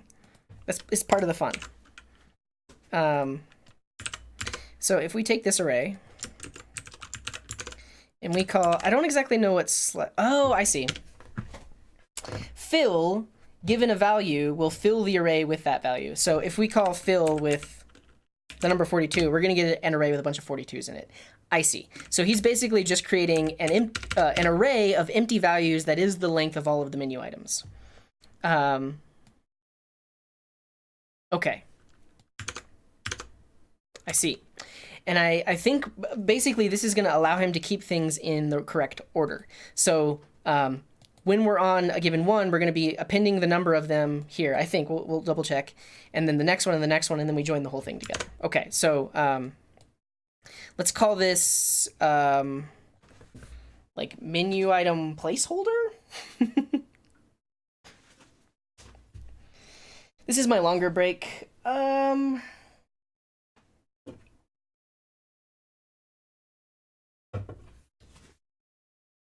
going to take a quick break, just for my own sanity, and so hopefully I can go to sleep at a reasonable time tonight. So I'm going to take a 4-minute and 40-second break. When we come back, I will finish reverse engineering Alka's code. Let's catch up on the chat before I go.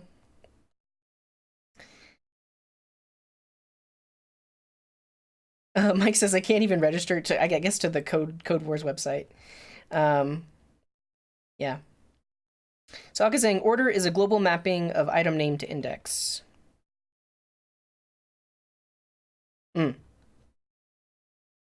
Yeah, we figured out what that was. You can do variable renaming by press F2 on a variable. What? Which one should we rename? I press F2?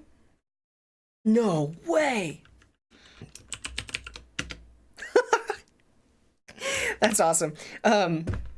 It's not that magical because I used to do C# on a daily basis, and it's a statically typed language, so the editor can do things like that for you, like replace all occurrences of this variable with a given name. But in JavaScript, I never really found a tool that could do that, but now VS Code can do that. Insane!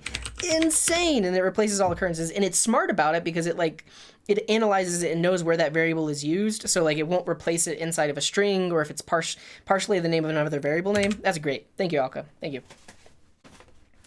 Pranjal is asking, can you show us a simple recursion program by debugging it using breakpoints?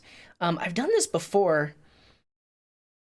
I just don't know it. Oh, actually, search for Coding Garden Variety Show. I did an episode on recursion. I actually have a GitHub repo on it too. Coding Garden Variety Show. Yeah, so there's the GitHub repo. And then there is the show. And someone, Nanoquilla, has graciously provided timestamps. So you can go to the recursion section. Recursion!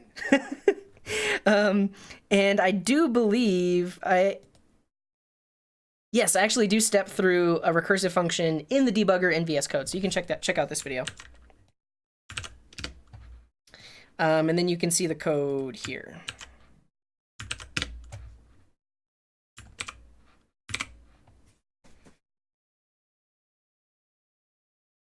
Accumulator is doing the ordering. Oh, no. Well, the second value in the array. Yeah, I think I kind of deduced what was happening there. So basically, this is now an array of the order of things, and that's where you're going to put them to keep them in the right order. And then this is as you build up each word. Yeah. Isaac is asking, before you end your stream, could you show us the extensions you use in your code editor? Yeah, I definitely can. You can also, I do have a video where I've talked about it before. If you search for coding, actually, go to cg-videos.now.sh. Here you can search through all of my videos, like recursion, there it is. But this video, setting up a Mac for web development, I show all of the extensions I use, basically how I have the setup that I have. So you can check that out there. But in an effort to create videos that lots of people want to watch and that are only like 10 minutes long, maybe I can do that, and then I can edit it and like post it tomorrow. So I like this suggestion. Let's do that before I end the stream.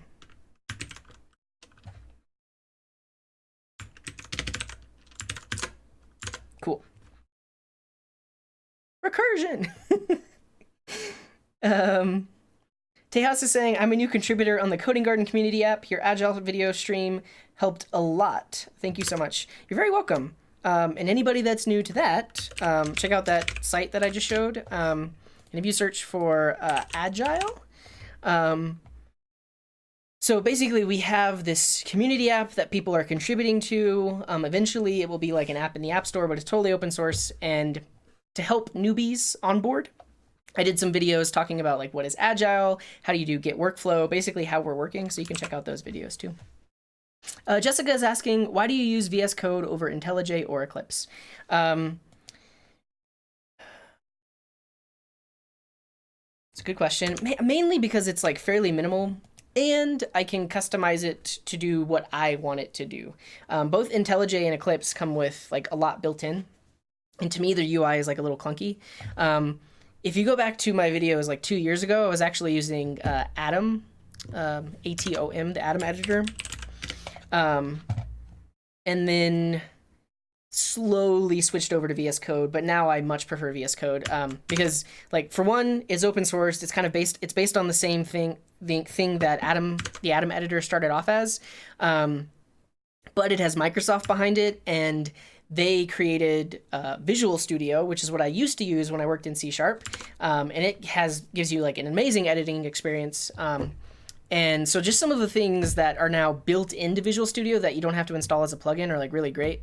Like the replace variable name thing that Alka just showed. Or if you rename files, it automatically updates all of your imports if you're working like in a big JavaScript project.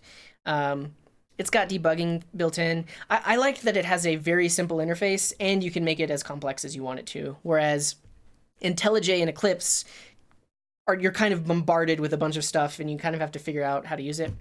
Yeah. Yeah. Cool. All right, I'm gonna take a quick break. I'll be back in, I'll say 5 minutes, and we'll review Alka solution, we'll do a 5Q, and then I'll talk about my solutions. So I will see you soon. Let's do this. This? Oh, no, not that. This. Okay, back soon.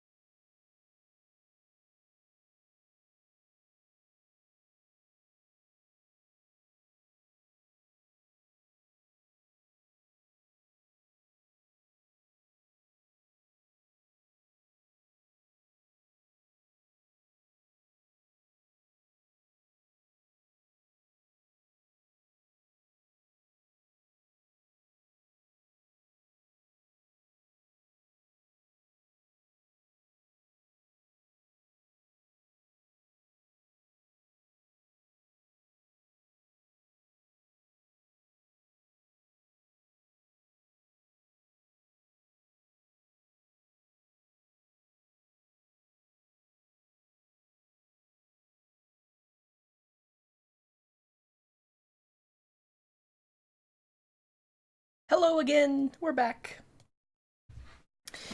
Let's catch up on the chat.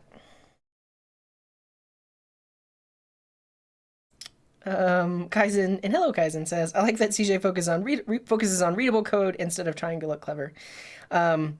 It's really just from coding for so long because there are apps that I wrote like even 6 months ago that I'll come back to and have to re-familiarize myself with what the code is even doing. And so the more readable and understandable it is, the easier it is to get up and going and like modify it. Because typically, like I worked on something 6 months ago, I need to go back to it and like modify one thing. I don't want to spend a whole day just getting up to speed on the code base. Where clever solutions kind of that will happen because it takes a lot more brain power to figure out what's going on. But yeah. The Zarcone is saying the guy leading the VS Code team is Eric Gamma. It's my break timer. And Eric was the development lead for Eclipse at IBM until 2014 and a Gang of Four member. I did not know that. That's a good little factoid. Alka says, I focus on clever code first. Mike is asking if I have a Patreon. Patreon, I do. If you go to coding.garden/pledge, that will redirect to my Patreon page, which is just patreon.com/codinggardenwithcj. There are 2 tiers, $1 a month or $5 or more a month, and you get a special little badge in Discord, and you get access to an exclusive channel in Discord. Right now, YouTube isn't my full-time thing, so I don't really produce as much content as I would like to. But eventually, when it is, I definitely want to provide more value to those that are contributing on Patreon. And eventually, I'd like to disable all ads on YouTube and really just have Patreon as a source of income. But don't know when that's going to happen.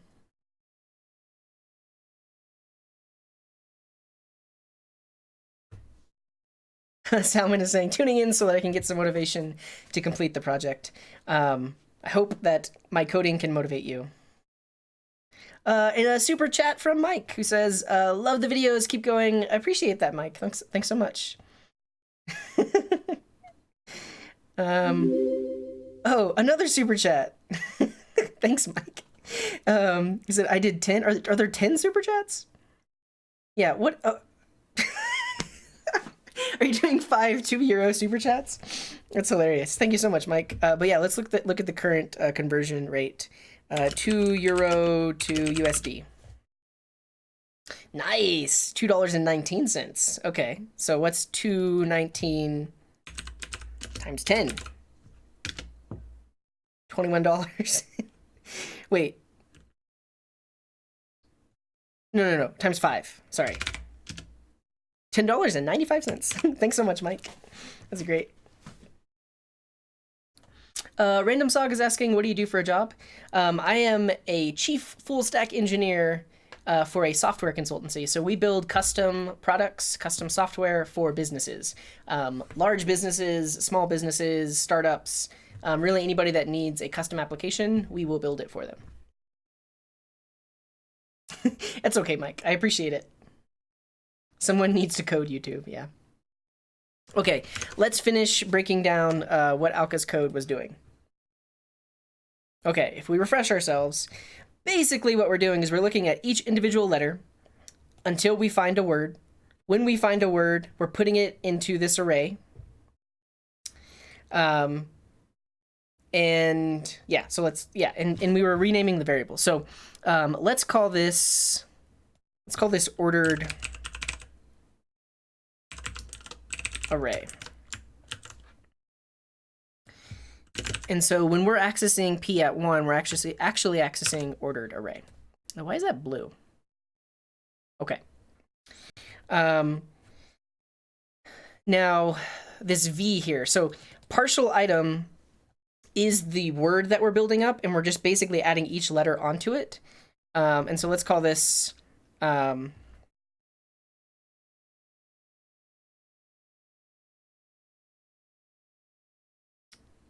let's call it order item.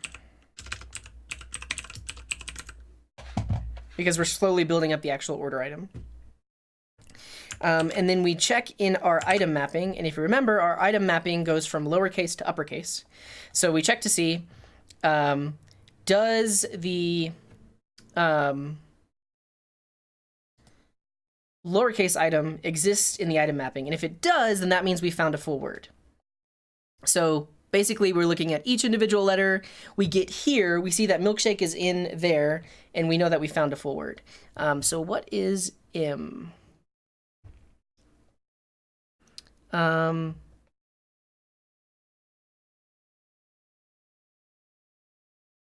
mapping is the original order item. So it's the item in here. Oh, let's call it a menu item. That's why he called it the letter M. So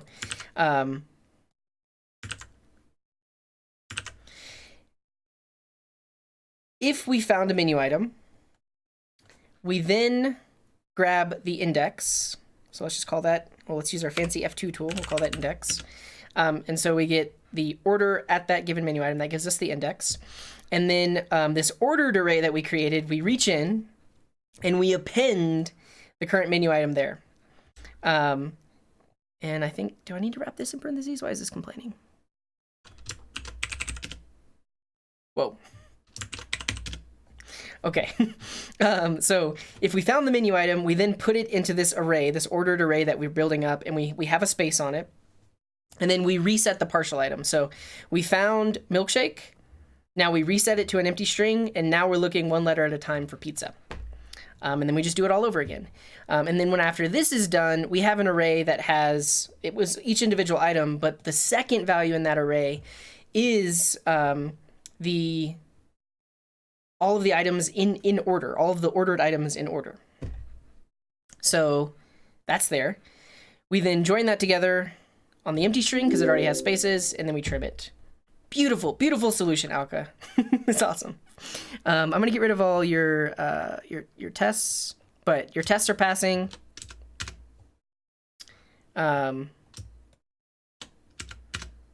Yes. This is a great solution, and this is another thing that you see people do in one-liner solutions is you use a reduce, but essentially the accumulator is behaving as two different variables, and in this case, like it's of no importance that those variables are in an array. It's just convenient. So the thing we're accumulating is actually two different values because we're going over and accumulating each word, and then we are keeping track of all the things in order. Cool. Cool, cool, cool. Let's add a comment. Courtesy? I don't know how to spell courtesy. Thanks to Alka. Cool. So I am going to submit this one to Code Wars. And actually, to get this working, we don't need to redefine that. Yeah, so that should be fine. And this is the one I'm going to submit to Code Wars. Let's see if it works. Sample tests. Oh no! Oh, my two variables, menu items and order items, are not there. Do I need the indices? No, I just need menu items. Cool. So let's put that in as a variable. There. Sample tests. Nice. Attempt.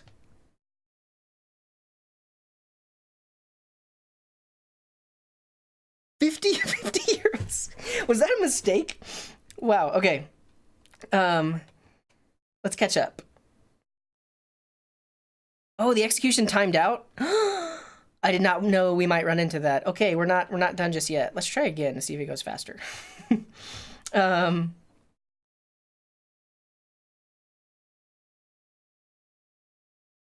Wow. Wow. Good morning, Ed. Welcome to the stream. And a $5 super chat from Archangel. Thank you so much. Greg is saying, if we never have to deal with new items, the first two characters are unique.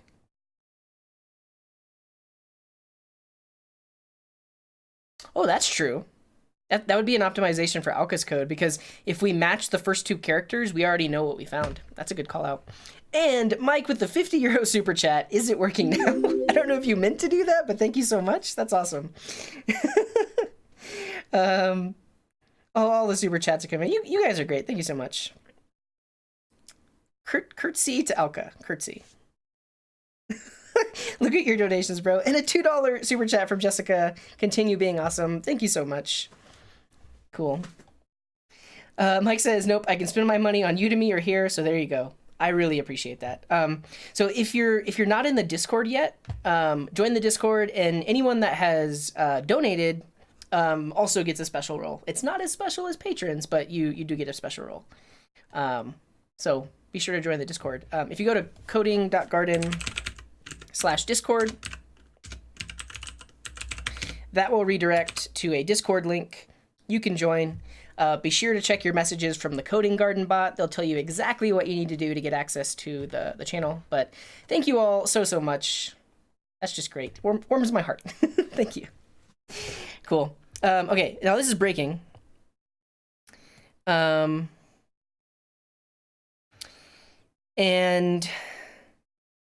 you will see right here that this is saying expected, and it has a space at the beginning. I think their tests are broken. Their random tests are broken. Because it shouldn't have a space at the beginning. Quick stretch. Mike says they're gonna do both. Okay. So if you sign up on Patreon, they will have you put in your Discord name, and that automatically gives you the role. But if you do it in the reverse order, just let me know, and we can get you sorted away. Okay, I don't like this. Fertilizer. Yeah, so if you look at the Discord, just a second, I'll pull up the Discord. We have different roles for all the people, and it's garden themed.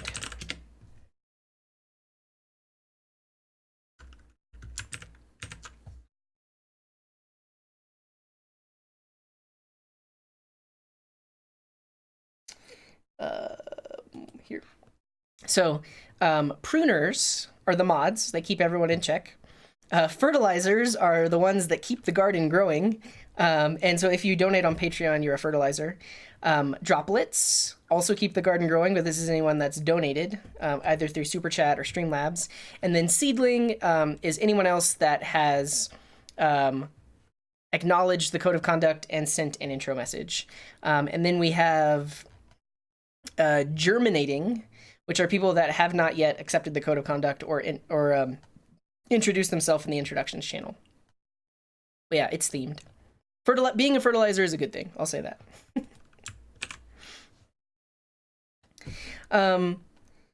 Alka, when you plugged your solution in here, did it do this? Because I don't like this. I think the random tests are broken, honestly.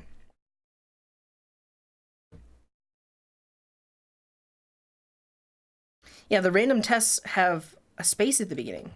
Like, let's just put my result in here.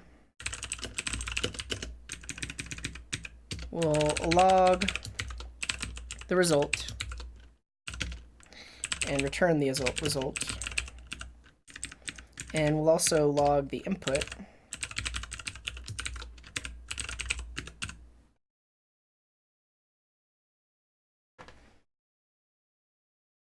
Okay, so this is the input. Oh, I need to trim the whole result. Think.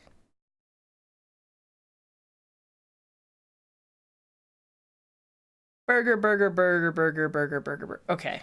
I think really all I need to do is just say result.trim right here. But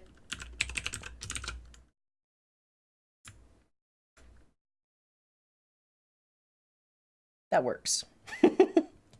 Okay, I guess it's the scenario where, yeah, at the beginning, order string is empty, and then there's a space at the beginning. So you actually need to trim the space from the whole thing. So right here, I need to put a trim.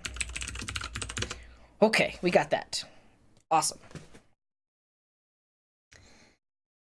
Okay, yeah, but Alka, it worked for him. I just had to trim at the end, which Alka was already doing in his solution. Yeah. Cool.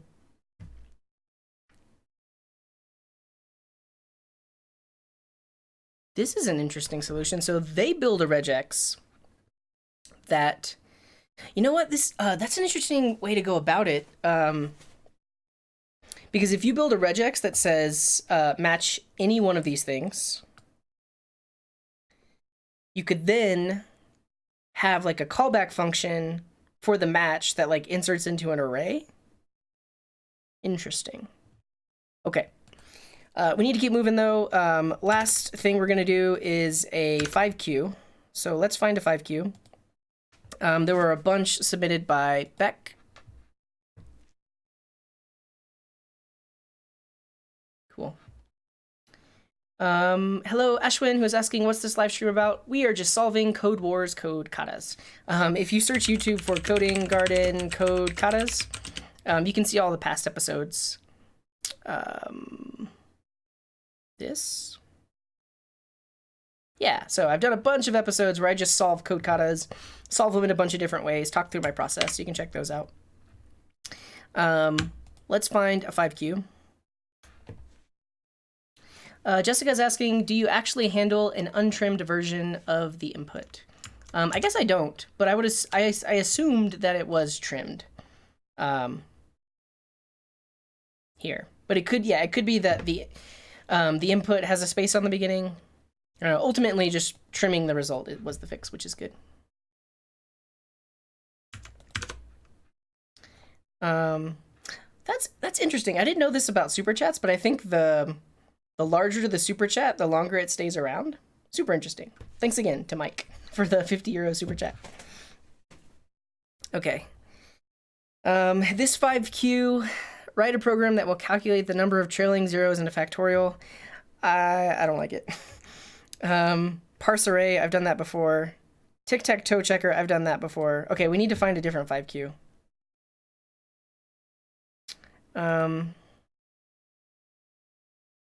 Let's see, we'll go 5Q.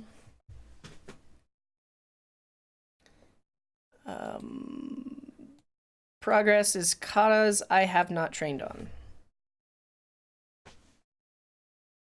And we will sort by most completed. Directions reduction. I feel like I've seen this one before, and I don't want to do it. I don't want to do it. I've been streaming for 2 hours. I don't want to stream for... I'm probably going to end up streaming for like another hour because I do want to do that VS Code extensions thing. Let's find something that I can do in roughly 30 minutes. Perimeter of squares in a rectangle? Drawing shows 6 squares, the sides of which have a length of 1, 1, 2, 3, 5, 8. Okay. Could you give the sum of the perimeters of all the squares in a rectangle where there are n+1 squares disposed in the same manner as the drawing? So, oh, I see. So it goes 1, 1, 2, 3, wait, what? 5. Too confusing. Don't have time. Primes in numbers. Given a positive number n greater than 1, find the prime factor decomposition of n. The result will be a string with the following form. So for example, this number should return, I guess it's 2 to the power of 5 times 5, 7 to the power of 2 times 11.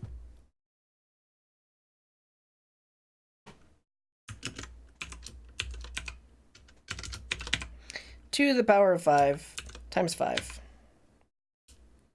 times 7 to the power of 2 times 11.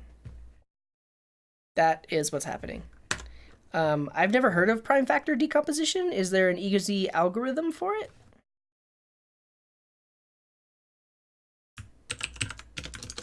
So, I mean, 2 is prime. Yeah, 2 is prime, 5 is... All these numbers are prime. So it's... Yeah, very curious.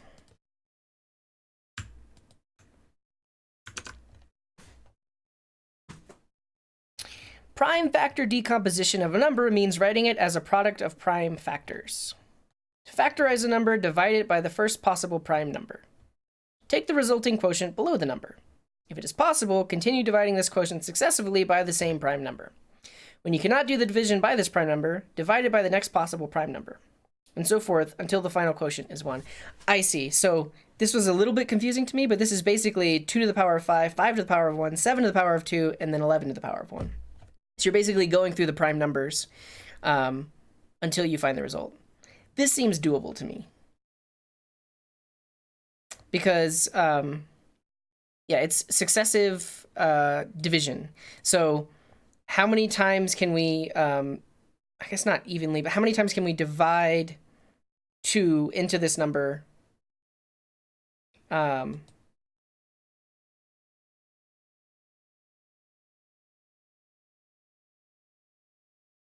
evenly? And then at some point we'll reach a number that's not even, so we can't divide that by 2 anymore. We did 5 divisions by 2, we have a leftover number. We can do 1 division by 5. Okay, and I guess it's even divisions? Yeah, so if we look at 36, so 36 divides by 2 into 18, so that's 2. 18 divides by 2, that gives us 9, so that's 2 to the power of 2 times, and then our next prime number is 3. 9 divided by 3 is 3. So we have 2 to the power of 2 times 3 to the power of 2. Yeah. 3 to the power of 2 times 2 to the power of 2. This is doable. Who wants to see me do this very mathy problem? I'll keep looking. Let me know if you're interested in this prime factorization.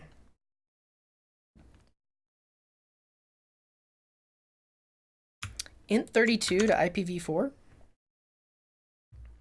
Take the following IPv4 address. So it's an IP address. The address has 4 octets where each octet is a single byte, or 8 bits. So the first octet, 128, has the binary representation. Yep. Second, third, fourth. Okay. So this is equal to this. And because the above IP address has 32 bits, we can represent it as an unsigned 32-bit number, that. Complete the function that takes an unsigned 32-bit number and returns a string representation of its IPv4 address. Okay.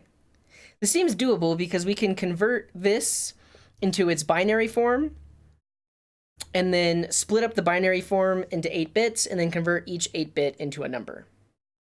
However, are there unsigned integers in JavaScript? I think there are. And an unsigned integer is just a positive integer.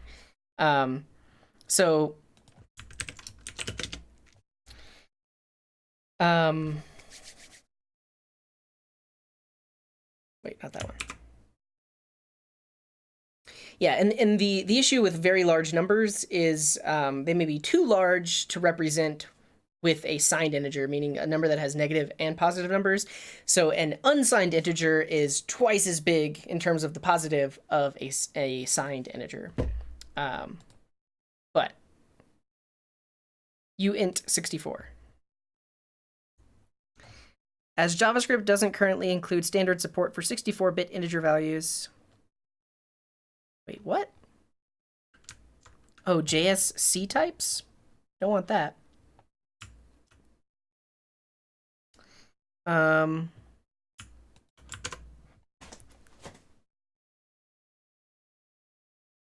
Yeah, the only thing that I'm worried about is if we're given a really big number that we can't even represent in JavaScript, then we're gonna have to do some really weird stuff to convert it to binary.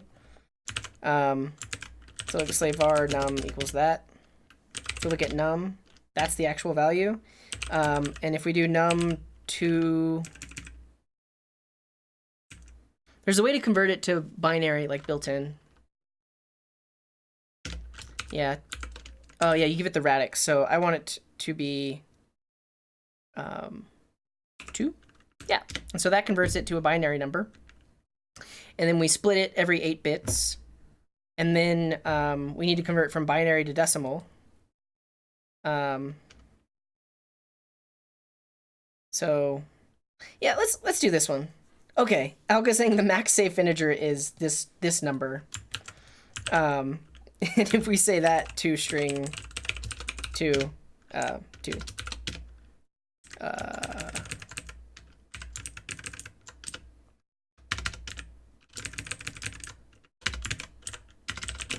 big. If you look at big, okay, it hasn't lost any precision. If we say big to string to, yeah. So we can do this. Let's do the IP address one. That will be interesting. We'll learn about binary and stuff. Okay, here we go. Train. Int 32 to IPv4. Let's create a new file.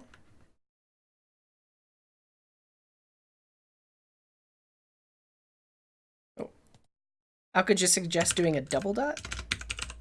Let's see what happens.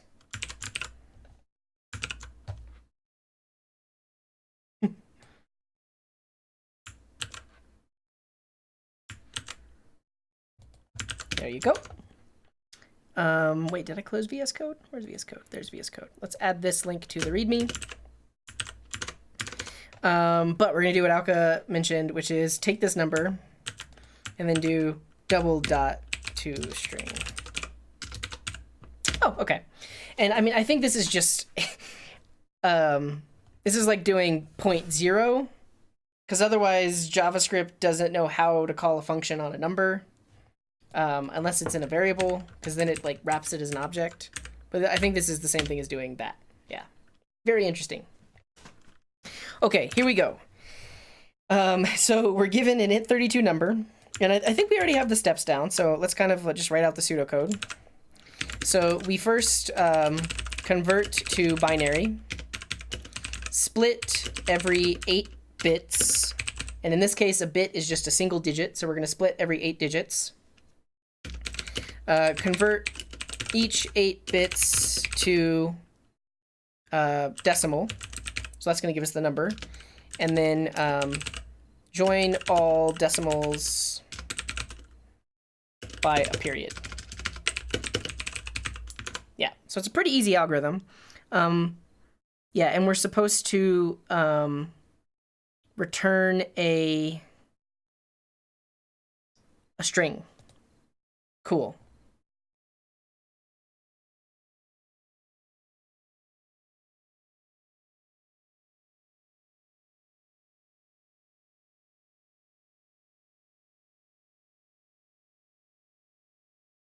Cool. Okay.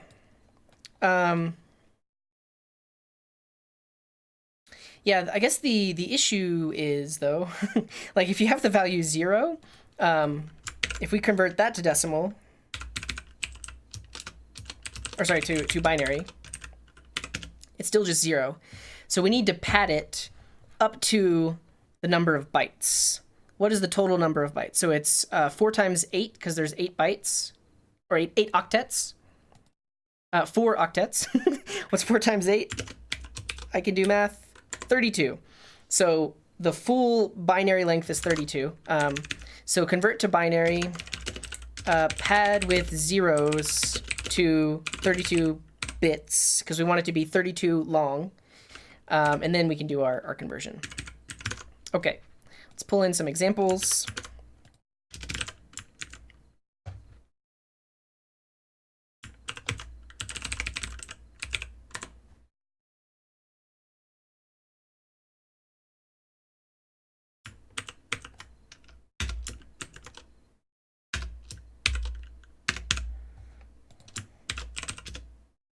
Okay, we'll start up Quokka. Right now our function is returning undefined.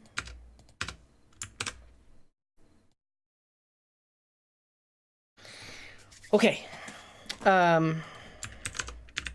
First step, convert to binary and pad with zeros to 32 bits. So we'll say const binary string is going to be that int32 to string 2, because we're converting it to binary, which has a base 2, because there's two things to represent the digits in binary.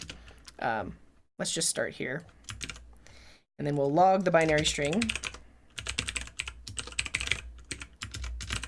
Cool. Let's also log the length. That one's automatically 32. Let's start with a number that's not 32. Like this one. Because we do need to pad it. And there is actually a pad function now built into JavaScript. We're using version 8. Hopefully it's there. String pad. I think it's literally like pad start. Pads the current string with another string multiple times if needed until the resulting string reaches the given length. Cool. So this is built in. So we can do pad start. We want 32 and then zeros. So let's log, toString, pad start, 32 and zeros. There we go. So that now we're always going to get a 32-bit long string, regardless of if it is represented as 32 bits. So that's good.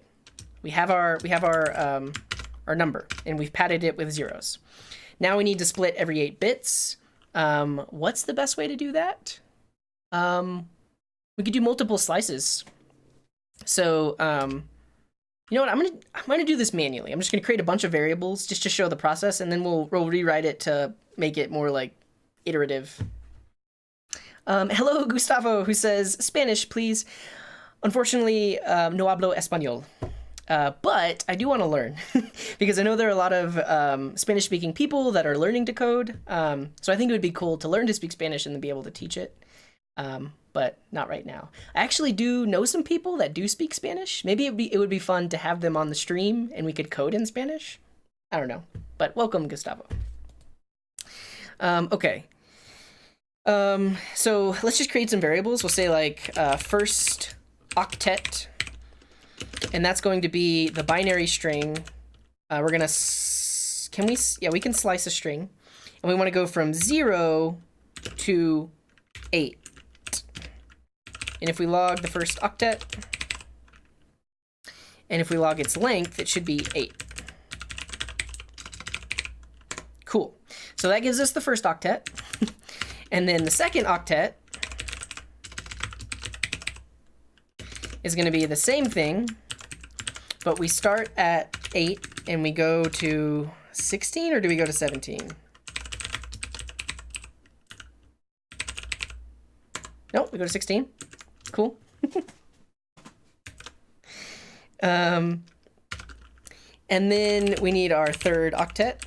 Now, obviously, you can see that this could very easily be turned into a for loop, but for now, we're just going to do this. So we'll say binary string slice. We want to go from 16. What's 16 plus 8? 24? Is that right? Let's make sure. Our third octet is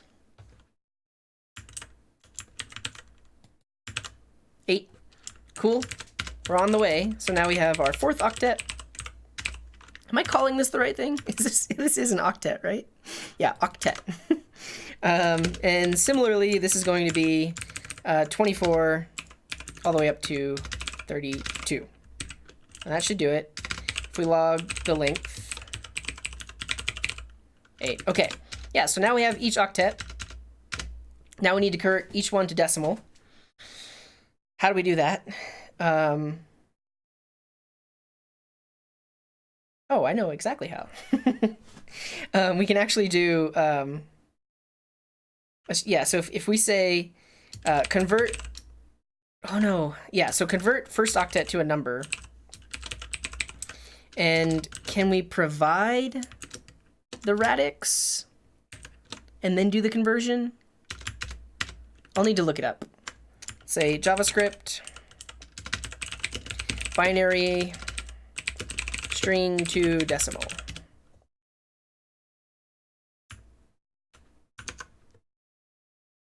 Parse int. Parse int takes the radix. Cool. Okay, so if we parse int the first octet in base 2, I mean, it's obviously still 0, but that gives us it. So if we try it with this, the first octet is 128. This is so easy. We're doing it. Okay. So yeah, that's great. Super easy. So we parse each one as base 2, and then join it on a period. So yeah, let's just return the result. So the result will do like a template literal, and then we'll have first octet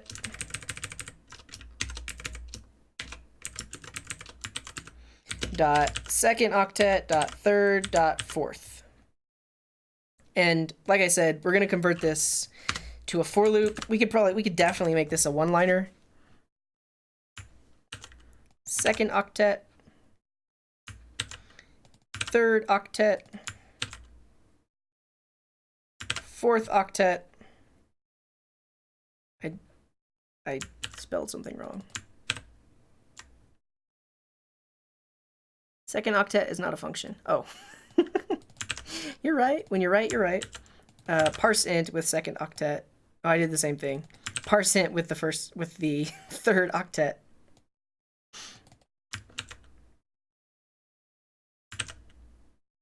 And parse int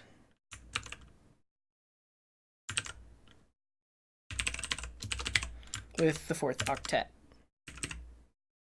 Cool. 128.32.10.1, 128.414.17.104. We did it! Cool. All right, now let's make it a lot nicer. So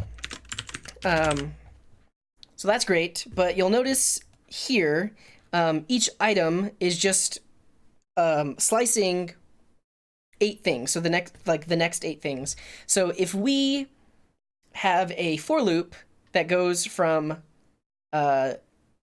0 to 4, so it counts 4 times.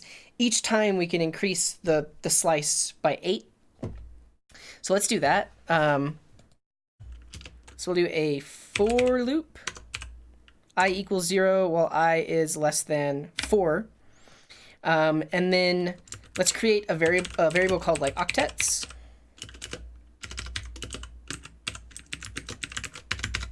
And then we can just push each one into the octets array. So we can say octets.push, and this is going to be binary string.slice, and then we have to be dynamic about the indices here. So we want to start at I, and I think actually I guess well let's go to 32. Actually, go to 24, and we'll increase by 8 on each iteration. And so we'll go from I to I plus 8. And let's just log our octets. Cool, and we need to go less than or equal to. Cool. So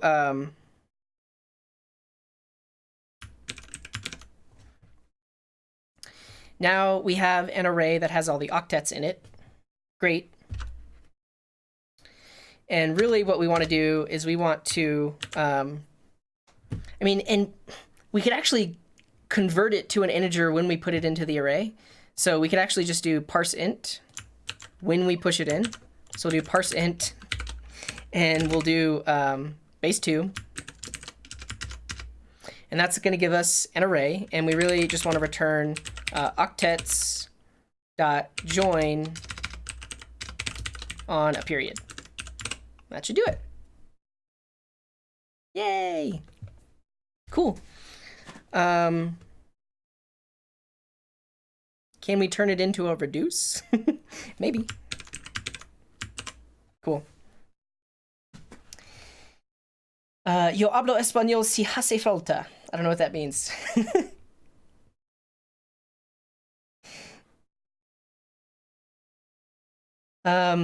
Is this about putting subtitles in Spanish? Because that would also be interesting. I think I have it enabled on my videos where you can actually contribute a translation to my videos.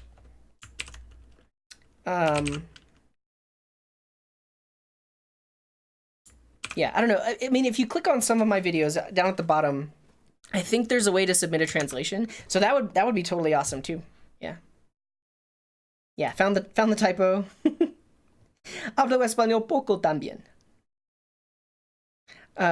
So I do have some Hispanic friends, and it's funny because like we say haha in chat, like we say haha, but they say jaja.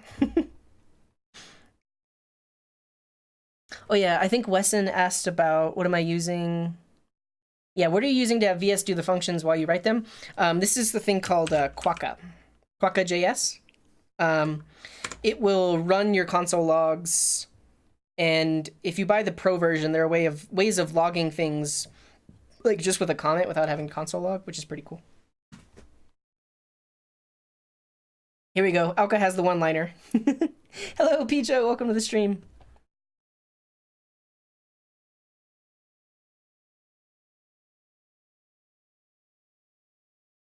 Yeah.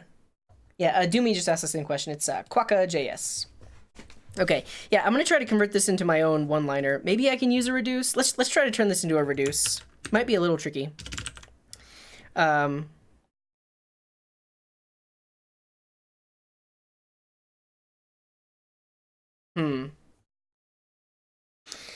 we have the binary string. Do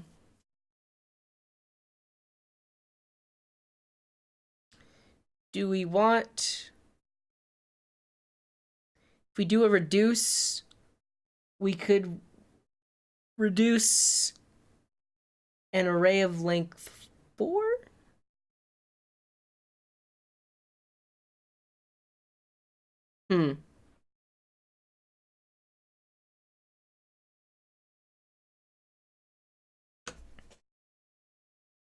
We could actually, no, we could just iterate until we have a length 8. Let's just do that. That'll be easy enough. So if we do this whole thing, we need to turn it into an array.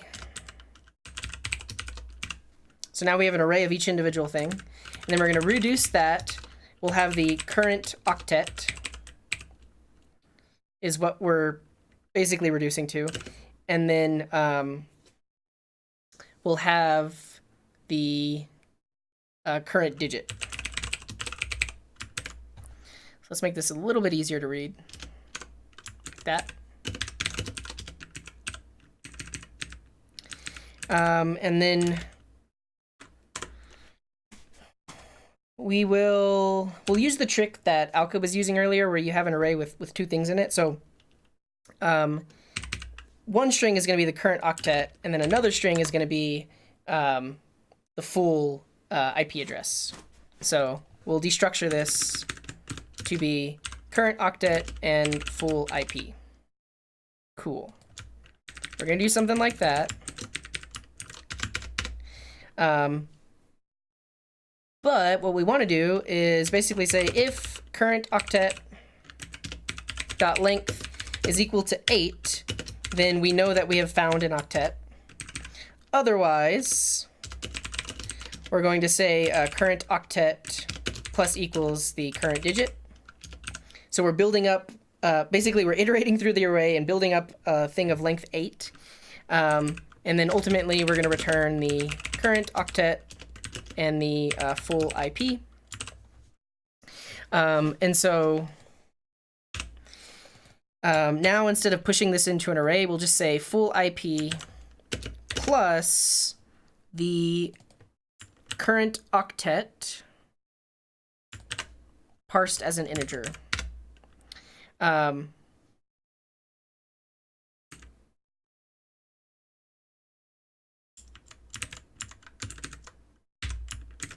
With a period on the end.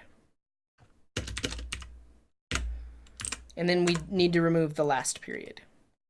Really, we could decide whether or not to add the period, but ultimately the thing we want to return is this reduced thing at index 1, because that's the actual IP address. Oh, and then we need to reset it. So if the length is 8, we use it and then reset it to nothing, and then we keep going.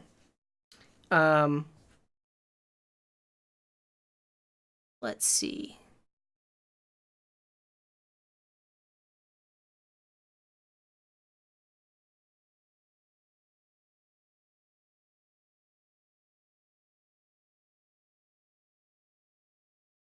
Are we looking for length 8? I think so. Yeah, because when it's length 8, we're ready to parse it. Oh, but this is a number. And is it trying to add itself to a number? No, but I'm adding a string to it. Just to see what is happening here. I'm actually getting 128, 228, 69. So this is way off. I gotta see where I'm going wrong.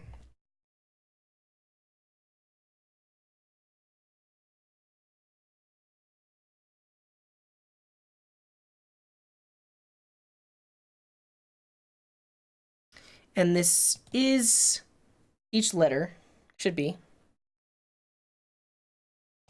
Let's just see it in the case of, let's test it with 0. No, we'll test it with this first one. If we log the current octet, so this is 1, 2, 3, 4, 5, 6, 7, 8. Cool.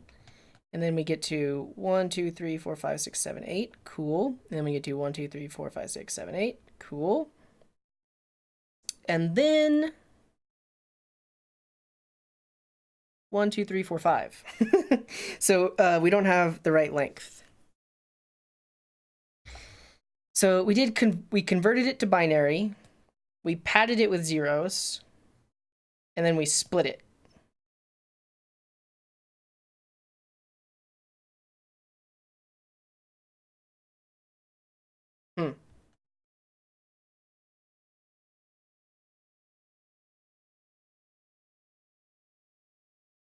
Alka is saying you can also use bitwise operators for this. I am not familiar with bitwise operators. Pijo is saying, octets, oh dear, what have I walked into? It's actually a pretty interesting problem. We're converting a 32-bit number, like this, into an IP address. So you take the number, convert it to binary, split it up into 8 chunks, and then each 8 chunks of binary you convert to decimal. It's pretty simple. Like we solved it here, but now I'm just trying to do a reduce, and I have messed up in some way. So it looks like it's not actually show it here. If the length equals, okay, yeah, let's show it here. 1, 2, 3, 4, 5, 6, 7, 8. Cool. Oh. No, okay. So in the previous iteration, we're adding the current digit onto it. Though this might be doing math. Hopefully it's not coercing it to a number.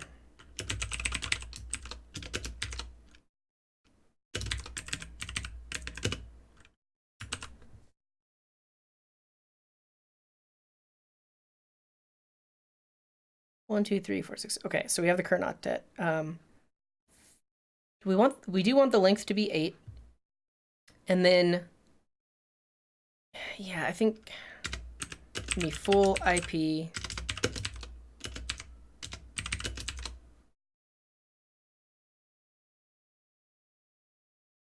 Which is the whole thing. I mean, technically I could just push it into an array instead of calling it, I guess let's just do that.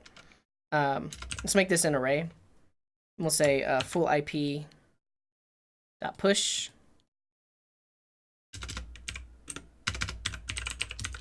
The whole thing parsed as an integer.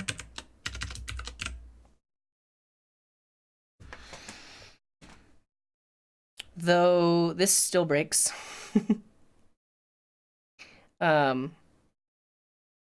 Reset it back around.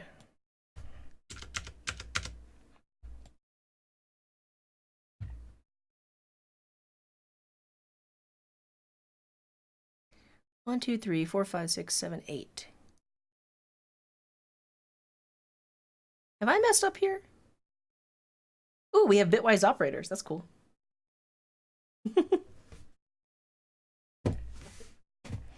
Where am I going wrong? The second value is 228.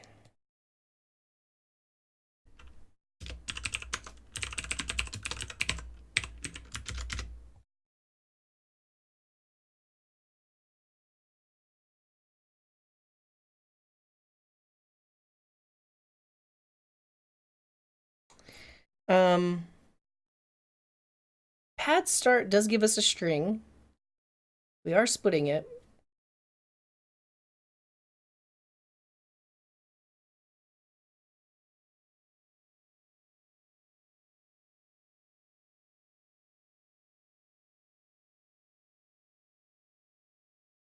Help me. Why isn't it saying when I did current octet equals current digit, it worked?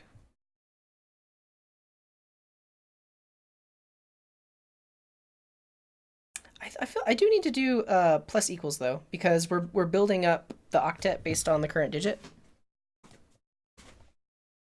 Let's just see. What should my octets actually be?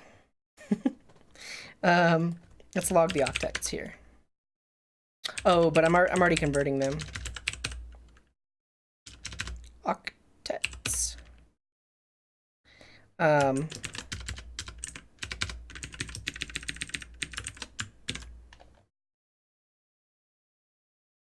Alka's saying I'm missing a digit. But how? Oh!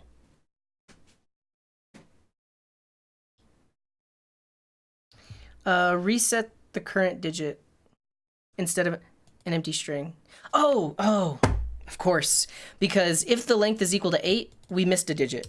Oh, thanks, guys. There we go. That's the winner. And I think we can go back to just using a string. So we'll say full IP plus equals that plus dot.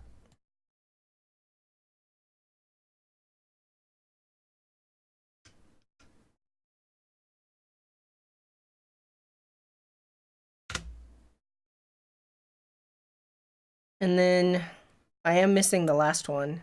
Oh.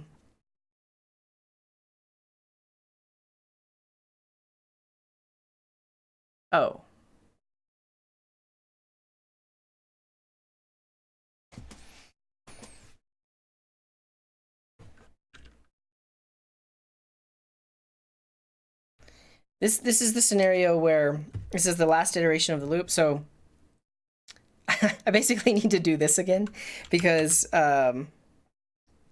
we're setting it, but then if we've reached length 8, I gotta do that all over again. Don't I? Okay. Actually, you should reset to an empty string and then add the current digit to current octet before the if.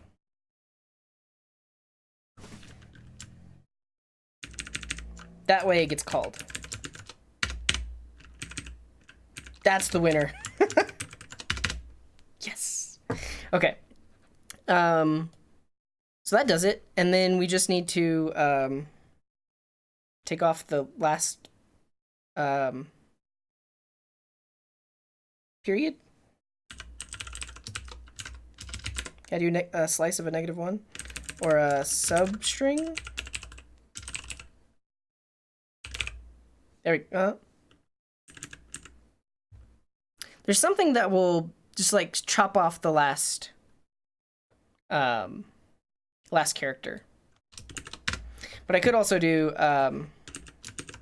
this. I can get the index and the array. Yeah, they're saying slice, 0, -1. Okay. Let's try that. So start at 0, go to 1 from the end. Yay! Okay, I made that way too difficult. But this is a reduce, and we probably could turn this into one line. But I think I'm good there. Let's look at the solution that Alka posted earlier, and we'll look at that bitwise solution too. So I'm curious how you used a regular expression, Alka. That's intense.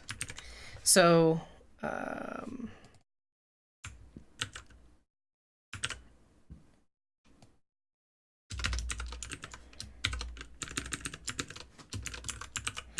we need to do this.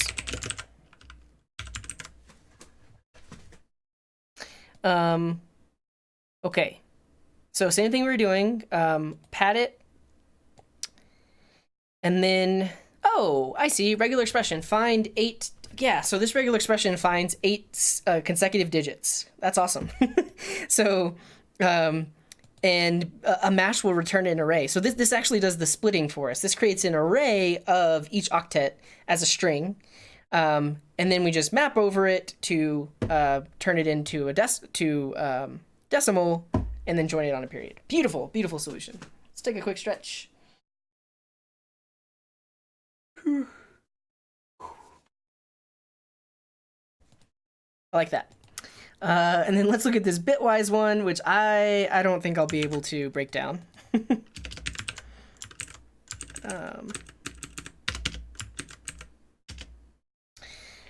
Okay. So we shift the bits, I don't know if that's the correct term, by 24, and that gives us the first octet. We shift by 16 something with 255, that gets, yeah, so you can do some bit shifting to just take the number and find the given octet. That's great. I don't know what these do, but that's great. Mike is saying, I bought a MacBook Pro 2019 to make me a better coder.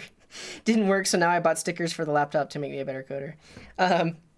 It's great, it's funny. But it all comes down to just like putting the work in. Just code a lot, do projects. The more you do it, the better you get at it. And it can't hurt to have a MacBook. I prefer coding on a MacBook. And you can see I have lots of stickers as well. So it can't hurt. Jessica has a question for us. Now, given the IPv4 address with a, is this, subnet of 30? What's the subnet for the given address? I'm not going to solve that right now. That's an interesting problem. This basically is the number of addresses that are reserved in that IP address, right? I don't know. Yeah, Alka is saying shift over mask over and over.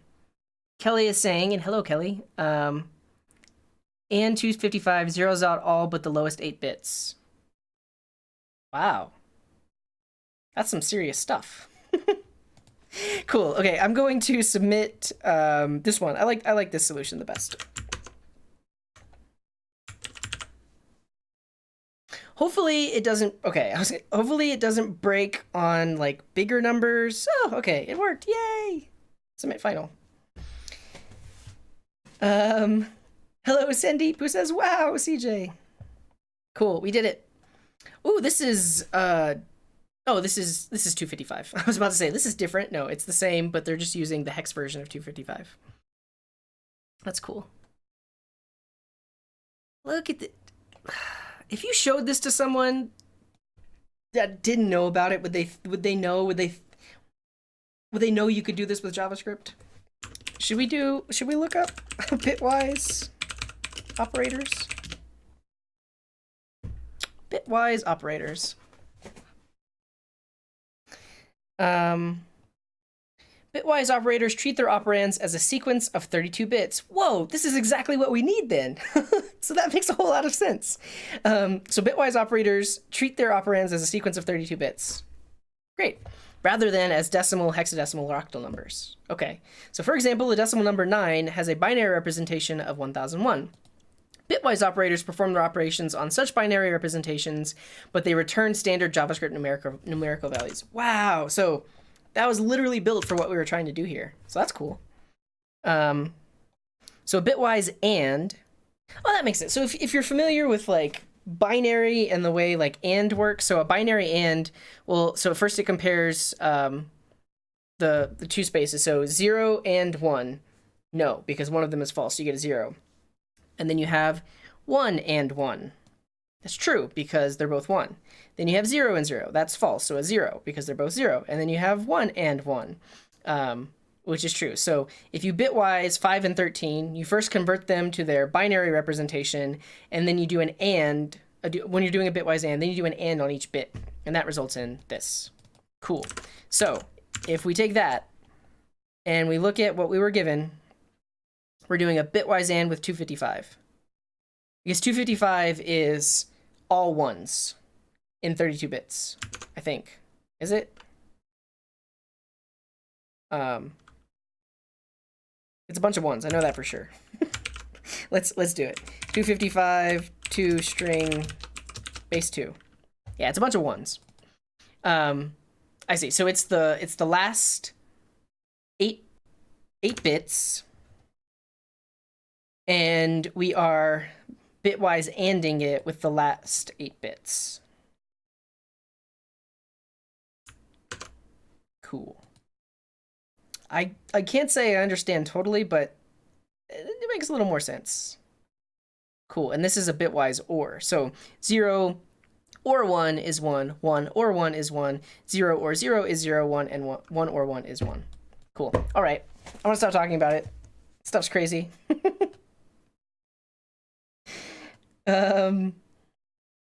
Sandeep says they woke up, came to the office, took a call, and I'm still streaming. Yes, I am. I'm going to end soon. Gustavo is saying buy the developer senior sticker. I don't know if this is the one that you meant, but there is a senior developer. Let's see.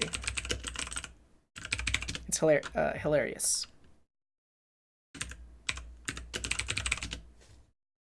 This one, senior developer.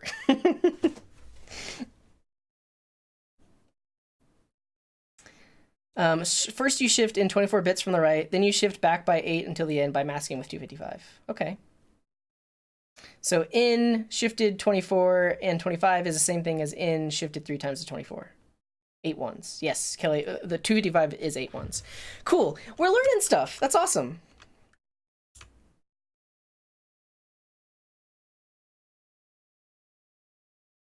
So if you take this number and it with 1s, that's going to give you the last 8 digits. Cool. Okay. I think we've done it. We solved a bunch of problems today. We learned a little bit about bitwise operators. We converted IP addresses. But there was a request. I forget who it was from in the chat, but they asked if I could go over the extensions that I use in VS Code. So I'm going to do that now. Here's what I'm going to do, though. I am going to go to an empty directory where I can demonstrate the power of all these different extensions. All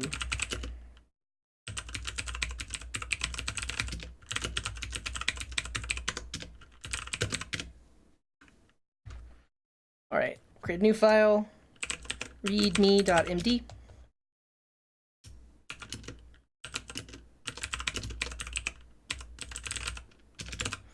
Okay, let's look at my list of extensions.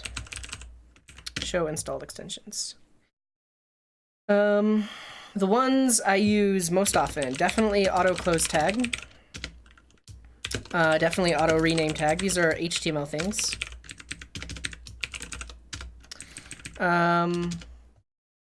Beautify a bracket colorizer is awesome.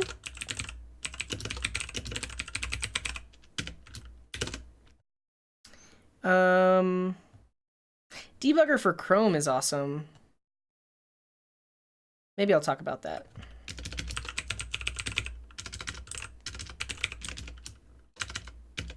I'm not going to talk about this. Is mostly just like code editing plugins. ESLint, but I don't know. Font size shortcuts. I don't even know if this is doing anything anymore. Let's disable it. No, it still works. I set up my font size shortcuts custom. honestly, I guess I could just uninstall this because it's not even working. But you may have noticed, like when I'm in my editor and I want to increase the font size, that only increases the font size of the editor, not the entire UI. By default in Visual Studio Code, everything gets bigger, which I don't like. I only want the text to get bigger. Are these extensions? Cool. Git lens. Import cost is okay. I don't really use it that much though. It's just like there. Wait, why do I have this Java stuff installed? Path IntelliSense is cool.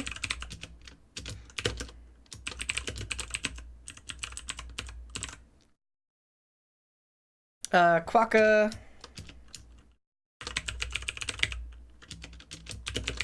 Is one that I have been using, but it's cool too.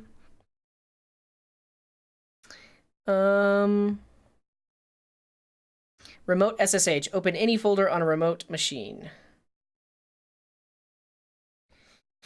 This is cool too. So I use this a lot at work because we have a dev server that's running some code, and sometimes instead of like updating my code, pushing to GitHub, and then pulling on the dev server, sometimes I just want to connect directly to the dev server and just edit the code to see what will happen.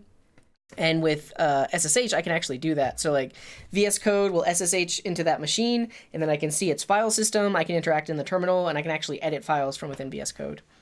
So that one's sweet. I just don't know how I'm going to demonstrate it. I won't mention it. What else? Toggle quotes, VS Code icons. I think these are the main ones. Okay, I'm probably not going to make a separate video out of this, but first I will point you to if you go to GitHub/codinggarden/VS Code settings, you can see a link to all of these extensions that I'm going to talk about, and then you can see my settings JSON. I should probably post my my keyboard shortcuts too.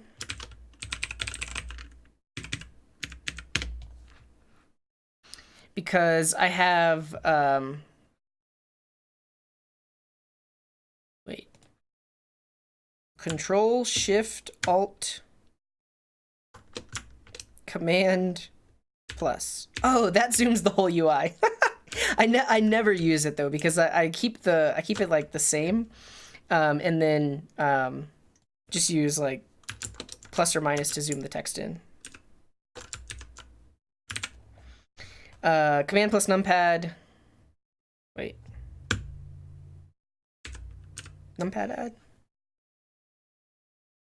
I guess that's it. That's not a lot of shortcuts. Sultan is asking, is JavaScript the language you work with mostly at your job, or about language? Yes. So I code in node.js and Express mostly on the back end, and React.js on the front end, with various databases. I've used MySQL, Postgres, Mongo, Cassandra. That's about it at work. So, yeah, and it's mainly just JavaScript. Okay, yeah, I'll show these extensions, but also check out this repo. You can see all of my extensions. You can see my the font that I use, the theme that I use, all of that good stuff. But let's just show some of these HTML things. So we'll create an index.html. For one, you should be using the built-in snippets in Visual Studio Code. So the exclamation mark tab gives you a basic HTML document, so that's great. But this first one, the auto close tag, is extremely convenient. And I use it so much I don't even realize it's happening. So basically, if you open a tag, the moment you close it, it'll insert that closing tag. So if I create a p tag, the moment I close it, I instantly get the p tag, and now I'm typing in here. Great. So auto close tag, it's a beautiful thing. Everybody should use it. The other thing is auto rename tag. So, oh, this is a p tag. I actually wanted this to be a div. So once you start editing the first one, the other one updates at the same time, which is pretty sweet. And you can do that with pretty much like, yeah, any tag. It automatically matches the closing tag and will update. That was too much for it. But it'll update the opening and closing as you type. This in both of these things work in JSX, like when you're working in React too, which is great. Like that. So that's awesome. Bracket pair colorizer. You might have saw this happening in the code Katas thing. Let's just create a new JavaScript file.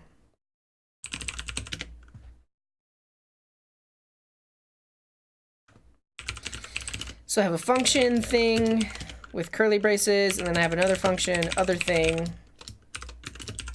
with more curly braces, and then I have another function, another thing, with more curly braces.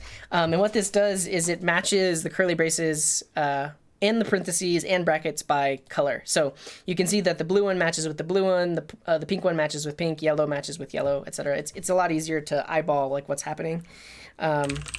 Same thing happens with arrays. So if you have like arrays of arrays of arrays with other arrays inside of them,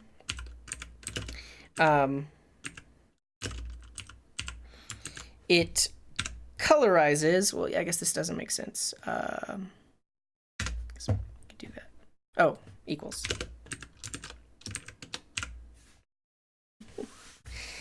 Quick stretch. I'm tired. It's time to go to bed. So yeah, so you can see that the array brackets have the same color, so it's a lot easier to eyeball how things line up. Path intelligence is cool. So like if you have, I don't know, you have some files in here. Whoa.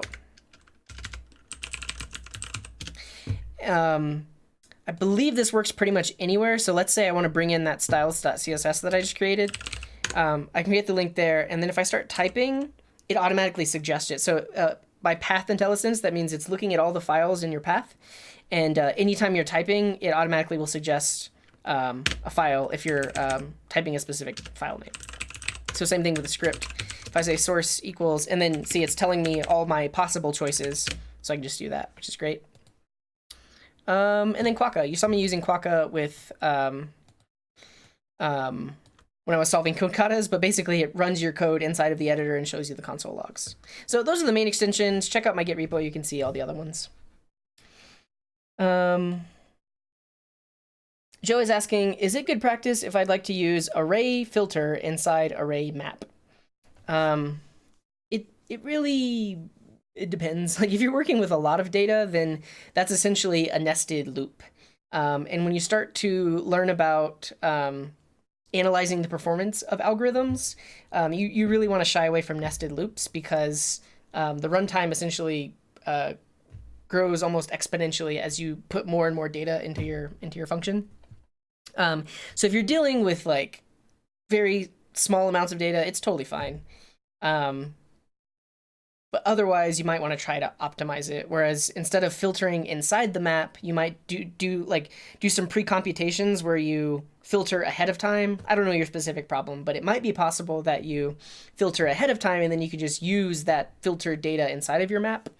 But yeah, the thing to think about is nested loops. And Mike joined Code Wars. That's awesome. We actually do have a coding garden clan. If I go home, I think we can see everyone. Yeah, so if you, I think it's on your profile page. If you set your clan to Coding Garden, you'll show up along with all the other Coding Garden fans. That's great. There's a ton of them. And Julian is way up there. He has 13,000 honor, and he's a 2Q. He tunes in quite a bit, so yeah.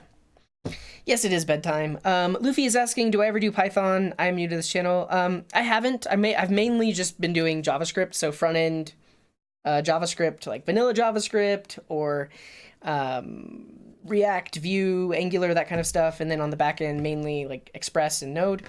I've done Python in the past, and a lot of people have requests like Python Flask, so I think eventually I'll maybe start doing some Python stuff. Okay, that's it for me. I will push up all of the code that I wrote to GitHub github.com/codinggarden/code-katas. You can see all the code that I wrote today. If you have any suggestions for katas in futures episodes, you can submit them as an issue. And yeah, this was fun. I streamed for 3 hours. I did not expect to do that. Thanks everyone for tuning in. Thanks for hanging out. I'm going to shout out all of the super chat people again, because that's just amazing. Let's see. I think there's a way for me to view super chats. Give me 1 second.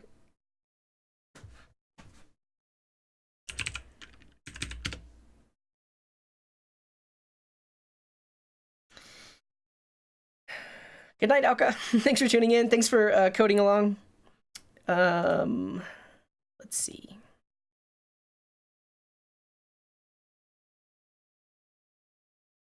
Monetization. Live chat. Here's super chats. Okay,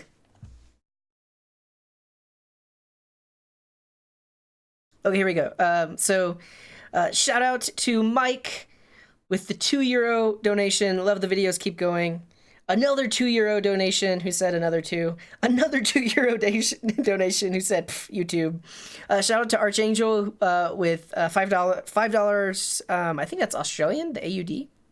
But shout out, thank you so much. Shout out to Mike, big shout out, who donated €50, who said, "Is it working now?"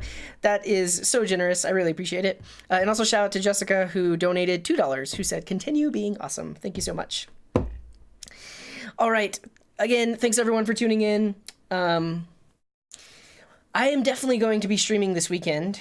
So if you've been paying attention to the channel, I have been working through the Feathers.js guides, and I'm making some more polished tutorials for the Feathers.js guides. So I'll definitely be doing a lot of that again this weekend. So tune in for that. So that'll be fun. Thanks everyone for the super chats. Thanks for hanging out. This was so much fun. Yeah, and wherever you are in the world, have a wonderful morning, afternoon, evening, or night. Until next time, here's this.